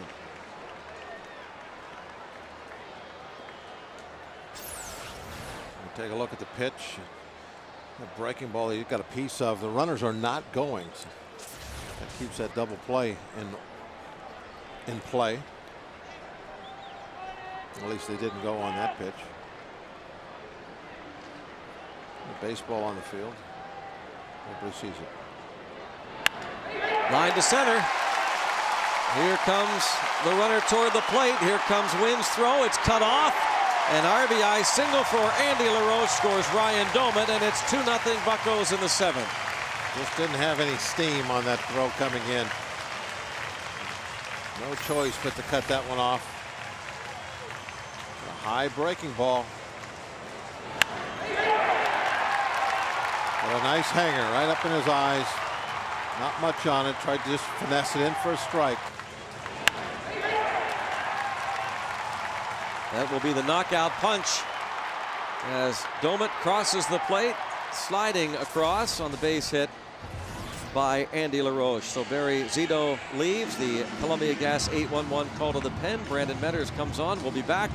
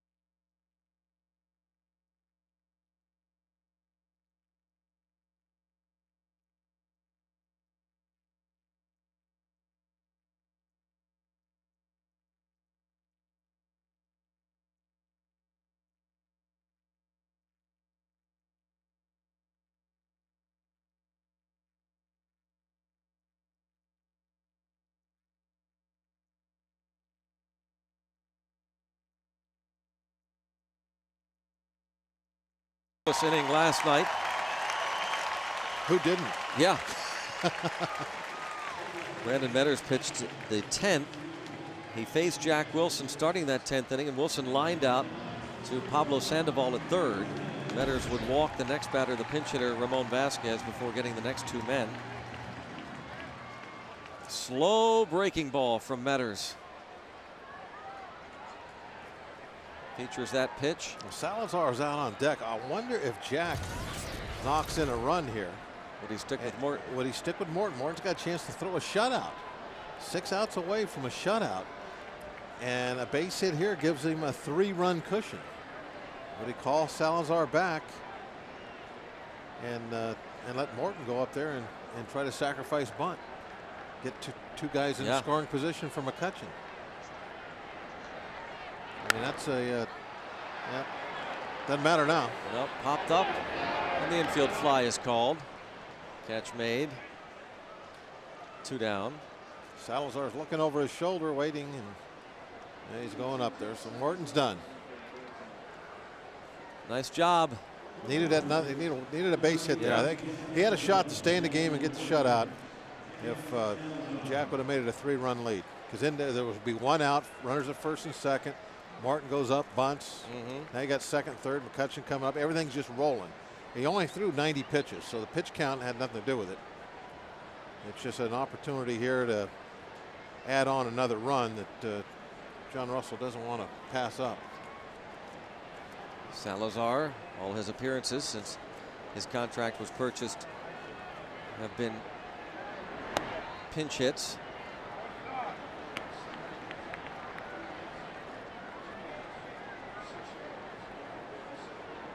Garrett Jones and Charlie Morton. 7 innings of 3 hits, shutout ball.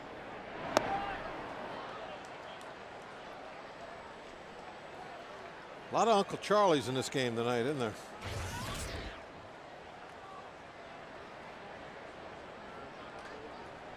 Morton a number of curveballs, Zito a lot of them, and now Metters flipping up the hook.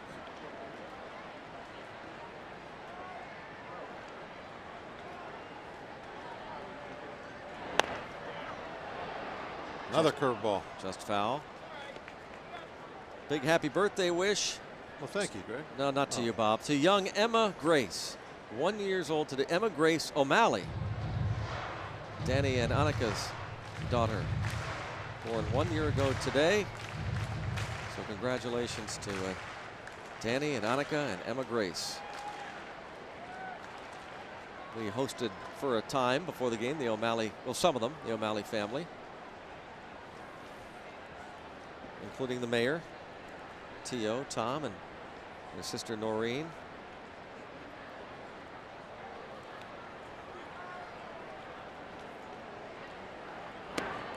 Two balls, 2 strikes.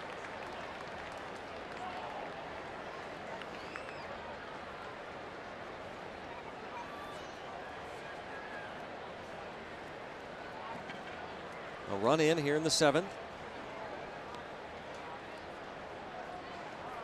Delwyn Young at second. Andy LaRoche is at first.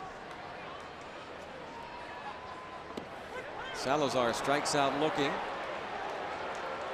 The Bucks get 1. On to the 8th here at PNC Park, a 2-0 lead.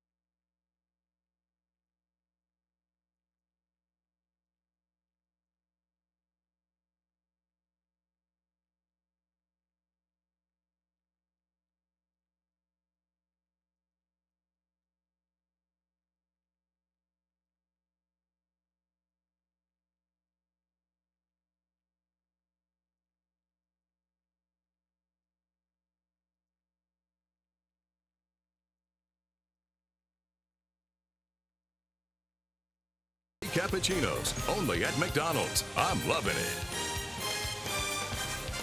Getting ready for the fireworks. Pirates lead 2-0. Looking for their second straight win. That fountain in there. Yeah, where'd that come from? Yeah. It's a neat looking fountain. Bunted by Whiteside, foul. He has grounded to third and bounced into a double play. John Graybo takes over. His 40th game this season. And tonight he becomes the all-time leader in games pitched here at PNC Park, passing Solomon Torres. 189th appearance. This ballpark opened in 2001. Yeah, but they both have kind of a rubber arm. He and Solomon, they play 3 games. They're pitching 2 of them. This also ties Graybo with Rip Sewell for 9th place on the all-time Pirates list for appearances, 386.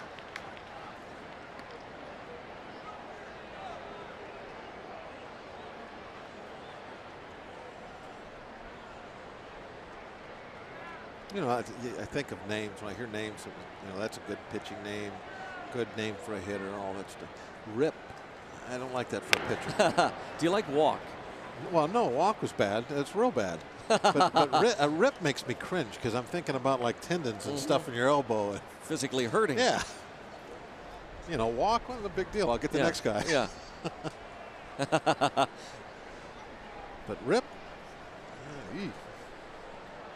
no, you got to be a hitter. How about that? A hitter named Rip. How about Eli? Not many big leaguers over the years have been named Eli. Tim Wallach. His nickname was Eli.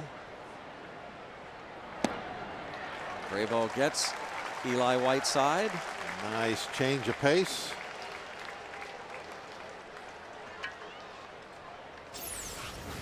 Take a look at it.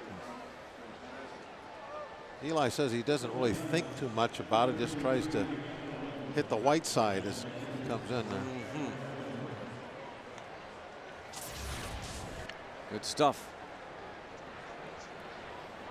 Well, again, just pay no attention to that, what appears to be rain, but as Bob pointed out earlier, it's not. It's not really rain, and obviously they ended up agreeing with me. They took the tarp off the field and resumed play almost immediately. It did rain for about 30 seconds. Yes. Aaron Rowand is at the plate batting for Metters, and he pops up to right. Tied him up. That's fastball a little bit inside, just enough to take some steam off the ball. Right now, during Flynn's Tire and Auto Services annual tent sale, you could win 4 Goodyear tires plus a fantastic FSN baseball prize pack. Just go to fsninsider.com and register for your chance to win.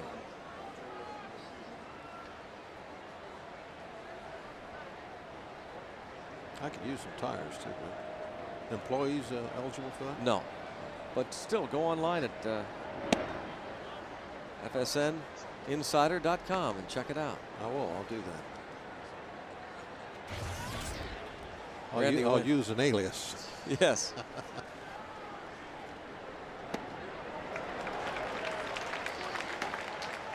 One and one on Randy Wynn, hitting 123 as a right-hand batter this season. Graybo's got the good changeup working tonight. That was another one that had Wynn to swing right through. Wynn has 8 hits and 65 at bats from this side of the plate.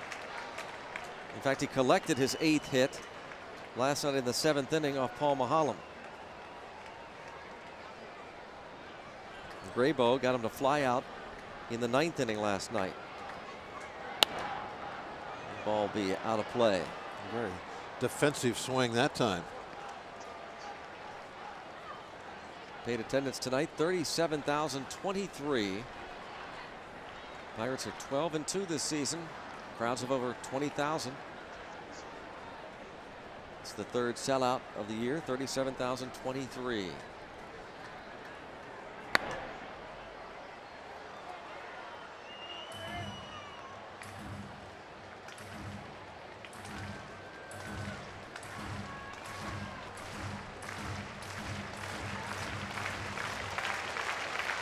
Pirates trying to improve their home record to 24-17 on the year.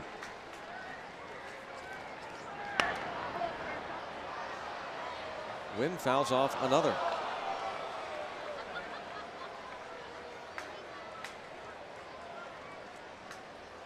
He's in total 2-strike mode.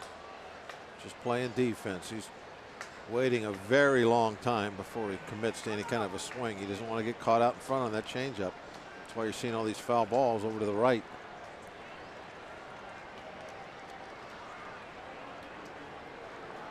When you're staying back and waiting that long, you can take pitches like that one right there. If you're being overly aggressive, you're out hunting fastball, that's a swing and a miss, strike 3 every time. Benji Molina on deck. Now the count's gone to 3-2.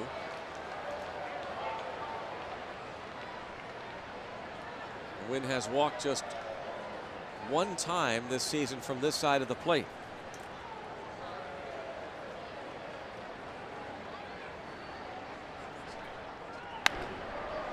Jack Wilson.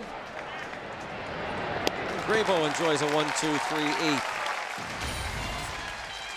To the bottom half we go. 2-0 Pittsburgh.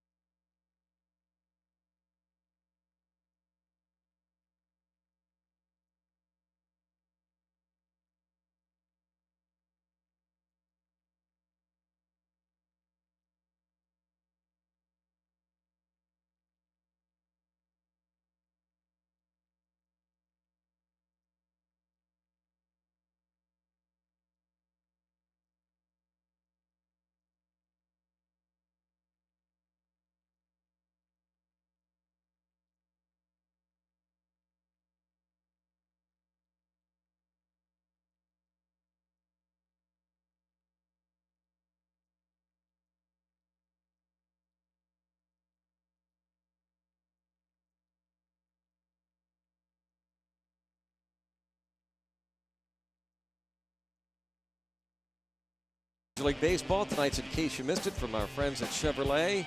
Yankees beat the Tigers 2-1. A-Rod homers. CC Sabathia works around some trouble but pitches 7 scoreless innings for the victory. Johan Santana, his 11th win of the year. The Mets beat the Braves 5-1. 1,500 Florida Marlins fans celebrate finally the groundbreaking for their new stadium in Miami, and the Dominican shortstop prospect Miguel Sano passes the Major League Baseball age and identity investigation. So now we wait and see how much money he's offered, who gets him. Joaquin Valdez takes over the 8th inning. The 3rd pitcher to work for the Giants. His numbers this season: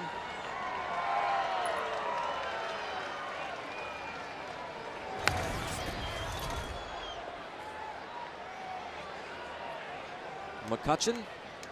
Bob walks tips to win from Rivers Casino at the start of the game was pull the McCutchen lever. Sure enough, 2 for 3. So McCutchen pulls the lever and hits it big. And so far, 2 for 3. That's pretty big.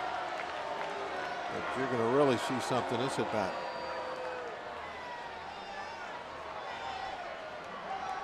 He's got the count where he wants it. Saw Matt Capps getting ready. Nope. Oh, that ball's down. Did not pull the lever. Couldn't pull the trigger. He couldn't pull the lever. A little discussion with James Hoy about it. It's ball. It's low.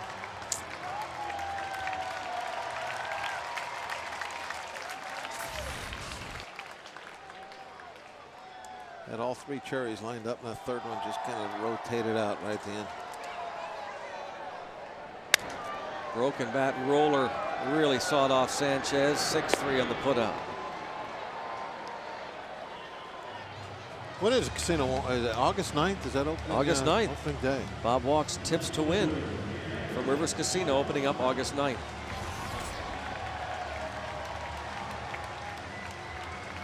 Well, Garrett Jones, his home run streak is on the line. He's homered in 4 straight. His hitting streak extended with his first inning opposite field double, which led to the Pirates' first run.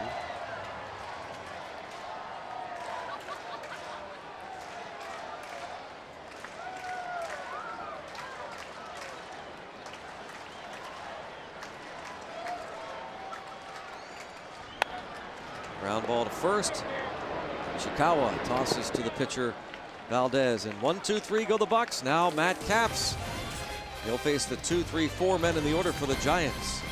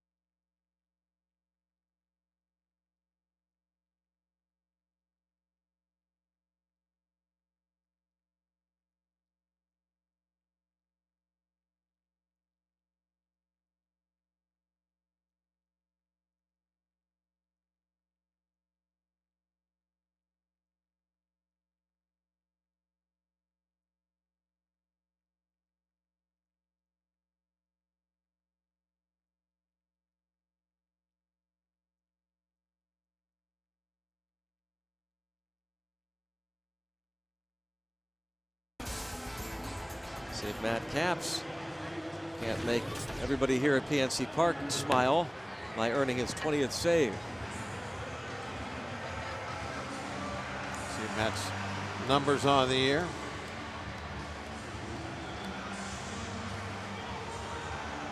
"13 walks in 30 innings is way wilder than we've seen Matt in the past.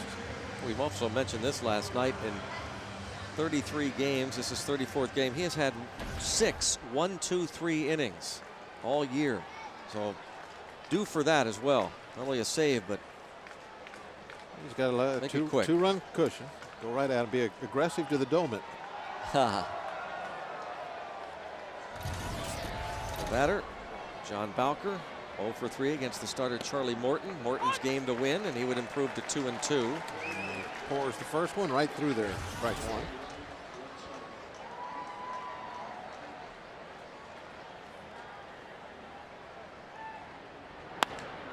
Lined over the head of the second baseman Sanchez. Bowker starts the 9th inning off with a base hit.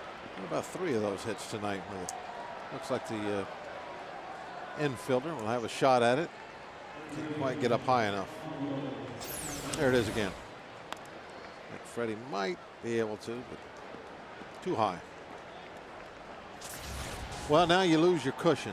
That 2-run lead doesn't mean anything because you have a base runner. So now you do have to be a little more careful in that strike zone area.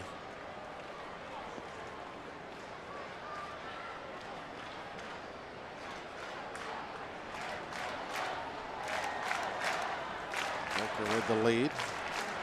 Very conservative lead. He had kind of a meaningless run right now. Base hit to center. Little jam shot. Boker might get thrown out. First and second. Boy, he was need to be conservative. That was maybe a little too conservative.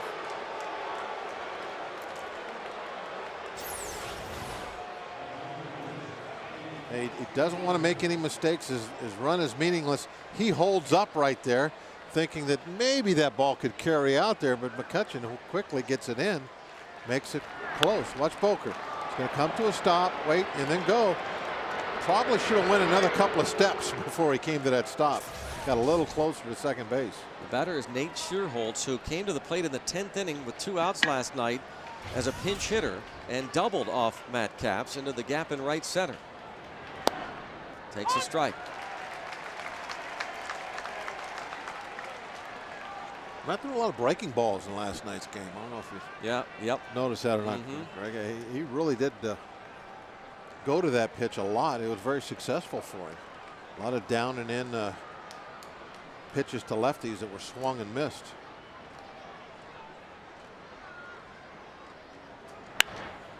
Line foul. Way out front.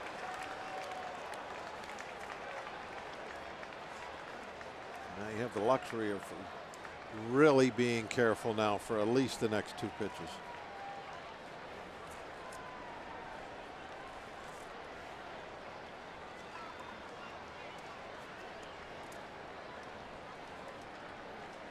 Nothing in the heart of the zone now. Next 2 pitches, if he hits something, make it your pitch. Something borderline. And try and go inside.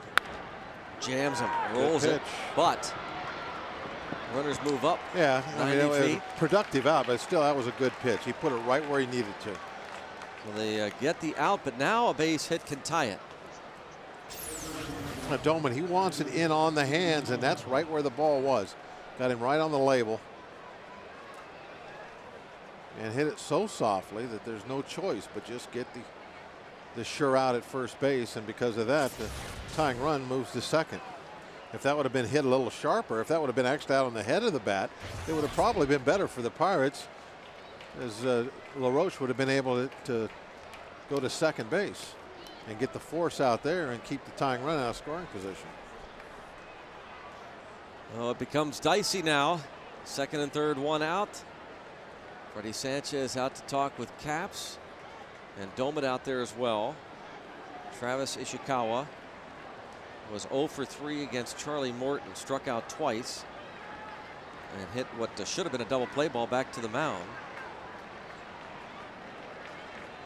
Infield, of course, will concede a run. Now, did he strike? Did Capps strike him out on those down and in curveballs last night? Did he face him? I don't know. Not sure. Having a vision though. Maybe it was just a premonition that he was going to swing and miss at that last. No, I pitch. think I think he did with Bowker though. Bowker. Okay, that was I know it was a lefty that swung that exact pitch that he just threw Ishikawa, where it swings right over the top of it as it breaks down toward that back foot.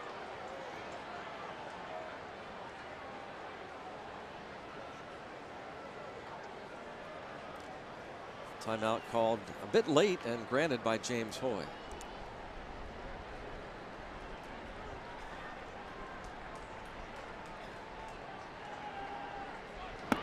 Same pitch again, same result.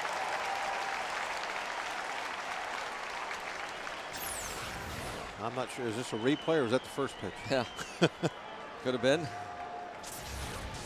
2 in a row. You know, I guess you got to throw at least 2 more in that same spot. See if you can get him to swing and miss. Rather than just going to like a high fastball, see if he'll chase. Well, if you're going to throw a high fastball, better make sure it's out of the strike zone. Yeah. Don't make a mistake with that after he looked so bad on that hook down and in. Another one. Stays 0-2. But then again, too, if you go back to the hook, it's got to be a ball down and in. Don't leave that over the strike zone. You know, when it comes right down to it, this is always the answer. Pitch selection is way behind location and execution. If you can locate and execute, doesn't matter really what you throw. By the way, this guy has struck out 56 times in 196 at-bats.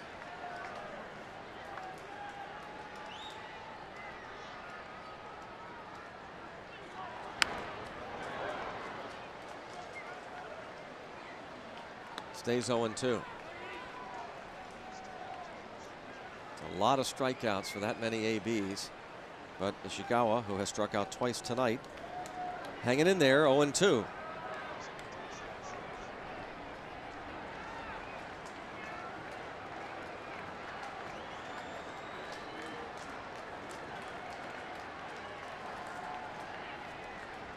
Another 0-2 pitch. Got him. The Caps are going upstairs as you suggested, Greg. Swing and a miss. Strike 3. That's 11 pitches this inning. You see how many ball or strikes he's thrown in his 11 pitches? Oh, how about that? Now that's Caps like, huh? 11 pitches this inning, 11 pitches for strikes. That's a great sign. Now it's up to Juan Uribe, who has walked, line to short, and fouled out.